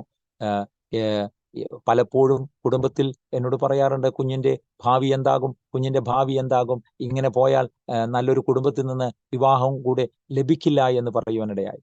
ഞാൻ വളരെ ഭാരപ്പെട്ട് കരഞ്ഞ ദിനരാത്രങ്ങളുണ്ട്. കർത്താവേ, എൻ്റെ കുഞ്ഞിന്റെ ഭാവി എന്താകും? അവിടുന്നാണല്ലോ എന്നെ വേർതിരിച്ചത്. എങ്ങനെയാണ് കർത്താവേ എൻ്റെ കുഞ്ഞിന്റെ ഭാവി അവിടെ നിന്ന് നിർണയിക്കുന്നത്? അങ്ങനെ പറഞ്ഞ് നിലവിളിച്ച സാഹചര്യത്തിനുള്ളിൽ കുഞ്ഞിന്റെ പഠനകാലങ്ങൾ കഴിഞ്ഞു. കുറച്ച് ഡിഗ്രി ഒക്കെ കംപ്ലീറ്റ് ആയതിനു ശേഷം 2020 19 20 കൊറോണയുടെ പ്രശ്നങ്ങളൊക്കെ ഉണ്ടായി. ആ സമയത്ത് എവിടേക്കും പോകാൻ പറ്റാതെ വീട്ടിൽ റെസ്റ്റ് ചെയ്യുന്ന സമയത്ത് കുഞ്ഞിന്റെ പഠിപ്പ് കഴിഞ്ഞ് എന്തോ ദൈവകൃപയാൽ എന്നെ മാനിക്കുന്നവനെ ഞാൻ മാനിക്കുമെന്ന വചനപ്രകാരം ഈ കറുത്ത പുസ്തകം എടുത്ത് വിശ്വസിച്ച് നാം മുൻപോട്ട് പോയിട്ടുണ്ടെങ്കിൽ തലമുറയെ മാനിക്കുന്നൊരു ദൈവം സ്വർഗത്തിലുണ്ട് എന്ന യാഥാർത്ഥ്യം അനുഭവ പാഠത്തിലൂടെ എനിക്ക് മനസ്സിലാക്കാൻ, ഞങ്ങൾക്ക് വലിയ വിദ്യാഭ്യാസമൊന്നും ഇല്ലെങ്കിൽ പോലും കുഞ്ഞിനെ നന്നായിട്ട് പഠിപ്പിക്കുവാൻ ഞങ്ങൾക്ക് സാധിച്ചു. എന്നാൽ കുഞ്ഞിന് ഇപ്പോ അവളുടെ മിടുക്ക് കൊണ്ട് തന്നെ, മിടുക്ക് എന്ന് പറഞ്ഞാൽ അവളുടെ സാമർഥ്യം, നല്ല രീതിയിൽ പഠിച്ച് കാര്യങ്ങളൊക്കെ അറിയാനുള്ള ഇംഗ്ലീഷ് മീഡിയം ആയതുകൊണ്ട് ഇന്ന് 2021 ഫെബ്രുവരി മാസം അവൾക്ക് ലണ്ടനിലേക്ക് പോകാനുള്ള ഒരു വിസ കാര്യങ്ങളെല്ലാം ക്രമീകരിക്കുക. അവൾ തന്നെ മുൻനടന്ന്, ഞാൻ ചിന്തിക്കുകയാണ് എൻ്റെ ദൈവമാണ് അവൾക്ക് വഴിയൊരുക്കിയത്. ഞാനത് വിശ്വസിക്കുകയാണ്. കാരണം ഇപ്പോൾ 3 വർഷമായി. ഈ വർഷത്തിൽ തന്നെ ജൂൺ മാസത്തിൽ തിരിച്ച് മടങ്ങി വരണമെന്ന് അവൾ ആഗ്രഹിക്കുന്നു. വേറൊരു രാജ്യത്തിലേക്ക്, നെതർലൻഡിലേക്ക് പോകണമെന്ന് ആഗ്രഹിക്കുന്നുണ്ട്. അപ്പൊ അതിനുള്ള വിസ ക്രമീകരണങ്ങൾ ചെയ്തുകൊണ്ടിരിക്കുന്നു. ഞാൻ പറഞ്ഞു വന്നത്, കർത്താവിൽ വിശ്വസിച്ച് ഇറങ്ങി പുറപ്പെട്ടപ്പോൾ ഒന്നും ലഭിക്കില്ല, നീ തകർന്ന് തരിപ്പണമായി പോകും എന്ന് പറഞ്ഞ സ്ഥാനത്താണ് ഈ ദൈവം നമ്മെ ഇത്രത്തോളം നിർത്തിയത്. അപ്പൊ ദൈവത്തിന്റെ ഒരു സാക്ഷിയായി നിൽക്കുവാൻ കർത്താവ് ആഗ്രഹിക്കുമ്പോൾ ആ കർത്താവ് പറയുന്ന രീതിയിൽ അനുസരിച്ച് നാം മുൻപോട്ട് പോവുകയാണെങ്കിൽ നമുക്കെല്ലാവർക്കും ഈ ദൈവത്തിന്റെ അനുഗ്രഹം ഒരുമിച്ച് അനുഭവിക്കാൻ കഴിയും എന്ന് മാത്രമാണ് ഈ വേളയിൽ എനിക്ക് പറയുവാനുള്ളത്. ഇത്രത്തോളം സഹായിച്ച ദൈവത്തിന് മഹത്വമുണ്ടാകട്ടെ. ഇതുവരെ എൻ്റെ സാക്ഷ്യത്തെ ശ്രവിച്ച എല്ലാ ദൈവജനത്തിനും ദൈവനാമത്തിൽ എൻ്റെ നന്ദിയെ പറഞ്ഞുകൊണ്ട് ഇത് ഈ ഒരവസരം നൽകിയ കർത്താവിൻ്റെ ദാസൻ ഡാനിയൽ ജോൺ പാസ്റ്റർ കുടുംബത്തിനായി നന്ദി നിറഞ്ഞ ഹൃദയത്തോടെ കർത്താവിന് സ്തോത്രം ചെയ്തുകൊണ്ട് ഞാൻ ഈ സാക്ഷ്യത്തിൽ നിന്ന് വിരമിക്കുന്നു. Thank you very much. വളരെ നന്ദി കർത്താവിൻ്റെ ദാസൻ വേണുഗോപാൽ അവറുകൾ. ജീവിതത്തിലെ കടന്നുപോയ സാഹചര്യങ്ങളെ കുറിച്ച് ആ നല്ല ഓർമ്മകൾ പങ്കുവയ്ക്കുവാൻ സമയം വേർതിരിച്ചതിന് കർത്താവിൻ്റെ ദാസനുള്ളതായി നന്ദി അറിയിക്കുന്നു. ഒരു ഹൈന്ദവ പശ്ചാത്തലത്തിൽ ജനിച്ച് വളർത്തപ്പെട്ട് വ്യത്യസ്തമായ ജീവിതാനുഭവങ്ങളിലൂടെ കടന്നുപോയി വിളിച്ച ദൈവത്തെ വിശ്വസ്തനെന്നെണ്ണി തീർച്ചയായിട്ടും അന്നു മുതൽ ഇന്നു വരെയും നിലകൊള്ളുവാൻ ദൈവം കൃപ ചെയ്തുകൊണ്ടിരിക്കുന്ന ഓർത്ത് ദൈവത്തിന് സ്തോത്രം ചെയ്യുന്നു. ജീവിതത്തിൽ ഒരുപാട് ജീവിതാനുഭവങ്ങൾ, കഷ്ടതകൾ, പ്രയാസങ്ങളൊക്കെ കടന്നു വന്നപ്പോഴും ഈ ദൈവത്തെ തള്ളിപ്പറയാതെ പിന്മാറിപ്പോകാതെ കർത്താവിന് വേണ്ടി നിലകൊള്ളുവാൻ ദൈവം സഹായിച്ചല്ലോ. അന്ത്യത്തോളം ഈ ദൈവത്തിന് വേണ്ടി നിലകൊള്ളുവാൻ, അനേകരുടെ മുൻപാകെ ഈ സാക്ഷി പ്രസ്താവിപ്പാൻ കർത്താവിൻ്റെ ദാസനെ ദൈവം സഹായിക്കട്ടെ. കുടുംബത്തിലുള്ള എല്ലാവരെയും ഈ സന്തോഷം അനുഭവിക്കുവാൻ ദൈവം വിളിച്ചു വേർതിരിക്കട്ടെ എന്ന് ഞങ്ങൾ ആശംസിക്കുന്നു, പ്രാർത്ഥിക്കുന്നു. ഞങ്ങളെ ശ്രമിച്ചുകൊണ്ടിരുന്ന മാന്യ ശ്രോതാക്കളെ, നിങ്ങളുടെ ജീവിതത്തിലും നിങ്ങളായിരിക്കുന്ന പശ്ചാത്തലത്തിൽ നിങ്ങളെ സ്നേഹിക്കുന്ന ഈ ദൈവത്തെ തിരിച്ചറിഞ്ഞ് കർത്താവിൻ്റെ വഴികളിൽ ജീവിപ്പാൻ സർവ്വകൃപാലുവായ ദൈവം നിങ്ങളെ സഹായിക്കട്ടെ എന്ന് ഞങ്ങൾ ആശംസിക്കുന്നു, പ്രാർത്ഥിക്കുന്നു. ഒരു നിമിഷം നിങ്ങളുടെ കണ്ണുകൾ അടയ്ക്കൂ. ഞങ്ങൾ നിങ്ങൾക്ക് വേണ്ടി പ്രാർത്ഥിക്കാം. ഈ സ്നേഹവാനായ ദൈവത്തെ തിരിച്ചറിയുവാൻ, രുചിച്ചറിയുവാൻ ലഭ്യമാകുന്ന അവസരങ്ങൾ പ്രയോജനപ്പെടുത്തുവാൻ നമുക്കെല്ലാവർക്കും ദൈവം കൃപ ചെയ്യട്ടെ. നാം പ്രാർത്ഥിക്കുമ്പോൾ കർത്താവിൻ്റെ ദാസൻ വേണുഗോപാൽ അവറുകൾ അരോമ ടിവിയിലെ പ്രേക്ഷകർക്ക് വേണ്ടി ഒരു നിമിഷം പ്രാർത്ഥനയിൽ നമ്മെ സഹായിക്കും. പ്രാർത്ഥിക്കാം. മഹാപരിശുദ്ധനും നിത്യനുമായ ദൈവമേ, നന്ദി നിറഞ്ഞ ഹൃദയത്തോടെ കർത്താവിനെ വാഴ്ത്തുന്നു. കർത്താവെ, ഇന്ന് പകൽക്കാലം കർത്താവെ അരോമ ടിവിയിൽ ഹല്ലേലൂയ ഇന്ന് കർത്താവെ ഒരു സാക്ഷ്യം പറയുവാൻ അവിടുന്ന് അടിയനെ സഹായിച്ചതോർത്ത്, അവിടുന്ന് അവസരം നൽകിയതോർത്ത് നന്ദി പറയുക കർത്താവെ. ഈ സാക്ഷ്യത്തെ കേൾക്കുന്ന അരോമ ടിവിയിലെ പ്രേക്ഷകർക്ക് വേണ്ടി അടിയൻ പ്രാർത്ഥിക്കുന്നു കർത്താവെ. സത്യത്തെ അറിയുവാനും നിത്യജീവനെ അവകാശമാക്കുവാനും കർത്താവെ അവിടുന്ന് നൽകിയ ഭാഗ്യത്തെ ഓർത്ത് നന്ദി നിറഞ്ഞ ഹൃദയത്തോടെ കർത്താവിനെ വാഴ്ത്തുന്നു. ഇത് കേട്ട് കർത്താവെ അവിടുത്തെ സത്യത്തെ മനസ്സിലാക്കി ഈ കൽപ്പന അനുസരിച്ച് മുൻപോട്ട് പോകുവാൻ തക്കവണ്ണം അവിടുന്ന് സഹായിക്കണമേ എന്ന് ഞങ്ങൾ പ്രാർത്ഥിക്കുന്നു കർത്താവെ. ഹല്ലേലൂയ. കർത്താവിന്റെ ദാസനെയും കുടുംബത്തെയും ഓർത്ത് ഞങ്ങൾ സ്തോത്രം ചെയ്യുന്നു കർത്താവെ. അനേകർക്ക് ഇരുട്ടിൽ കിടന്ന അന്ധകാരത്തു നിന്നും അത്ഭുത പ്രകാശത്തിലേക്ക് വിളിച്ചവന്റെ സൽഗുണങ്ങളെ ഘോഷിപ്പാൻ തക്കവണ്ണം, വിളിച്ച് രാജകീയ പുരോഹിതമാക്കി വർഗമാക്കി മാറ്റുവാൻ തക്കവണ്ണം അവിടുന്ന് പ്ലാനും പദ്ധതിയും ഒരുക്കുന്നതിനായി സ്തോത്രം ചെയ്യുന്ന കർത്താവെ. ഇത് ശ്രവിച്ച എല്ലാവരെയും കർത്താവ് അനുഗ്രഹിച്ചാട്ട്. യേശു കർത്താവിന്റെ നാമത്തിൽ ചോദിക്കുന്നു, ദയ തോന്നി കേൾക്കുമാറാകണം സ്വർഗ്ഗ നല്ല പിതാവേ. ആമേൻ. വളരെ നന്ദി കർത്താവിന്റെ ദാസൻ വേണുഗോപാൽ അവറുകൾ ഇത്രത്തോളം സമയം അനുഗ്രഹിക്കപ്പെട്ടതായ ജീവിതാനുഭവം വിലപ്പെട്ട സമയം ചെലവഴിച്ച് അരോമ ടിവിയിലെ പ്രേക്ഷകരോടൊപ്പം സംസാരിപ്പാൻ കടന്നു വന്നതിന് കർത്താവിന്റെ ദാസനുള്ളതായ നന്ദി സ്നേഹം അറിയിക്കുന്നു. ദൈവം ധാരാളം അനുഗ്രഹിക്കുമാറാകട്ടെ. അതുപോലെ തന്നെ ഞങ്ങളെ ശ്രമിച്ചുകൊണ്ടിരുന്ന മാന്യ ശ്രോതാക്കളുള്ളതായ വന്ദനവും നന്ദി അറിയിക്കുന്നു. നിങ്ങൾക്ക് ഈ സാക്ഷ്യം അനുഗ്രഹമായി തീർന്നുവെങ്കിൽ നിങ്ങളുടെ പ്രിയപ്പെട്ടവർ കൂടി ഷെയർ ചെയ്ത് കൊടുക്കുക. അവർ കേൾക്കട്ടെ അനുഗ്രഹിക്കപ്പെട്ടതിലൂടെ ദൈവനാമയപ്പെടുവാനിടയായിത്തീരും. അടുത്ത അനുഗ്രഹിക്കപ്പെട്ട ഒരു സാക്ഷ്യവുമായി വീണ്ടും കാണുമ്പോഴേയും എല്ലാവർക്കും good bye. God bless you all. ഓർമ്മയുടെ മനോരഥത്തിൽ മായാത്ത ഓർമ്മയ്ക്കായി അരോമ മാട്രിമോണിയിൽ നിന്നും ജീവിത പങ്കാളിയെ കണ്ടെത്തൂ. നിങ്ങൾ ഒരു ക്രിസ്തീയ ജീവിത പങ്കാളിയെ അന്വേഷിക്കുകയാണോ? അതോ മക്കൾക്ക് അനുയോജ്യമായ ഒരു തക്ക തുണയ്ക്ക് വേണ്ടി പ്രാർത്ഥിക്കുന്ന വ്യക്തിയാണോ? എങ്കിൽ അരോമ മാട്രിമോണി നിങ്ങൾക്ക് വേണ്ടിയാണ്. ഇന്നു തന്നെ സൗജന്യമായി രജിസ്റ്റർ ചെയ്യൂ. അരോമ മാട്രിമോണിയുടെ പ്രത്യേകതകൾ: രജിസ്ട്രേഷൻ തികച്ചും സൗജന്യം. ലോകത്തെവിടെയുമുള്ള അനുയോജ്യമായ ക്രിസ്തീയ ജീവിത പങ്കാളിയെ തിരഞ്ഞെടുക്കാം. വിവാഹം നടക്കുന്നതുവരെ സർവീസ് ലഭിക്കുന്നു. ഏറ്റവും ചെറിയ പാക്കേജുകളും തിരഞ്ഞെടുക്കാം. അരോമ മാട്രിമോണി നിങ്ങൾക്കായി ഒരുക്കുന്നു വിവാഹം പരമാനന്ദം. Email aroma matrimony2020@gmail.com.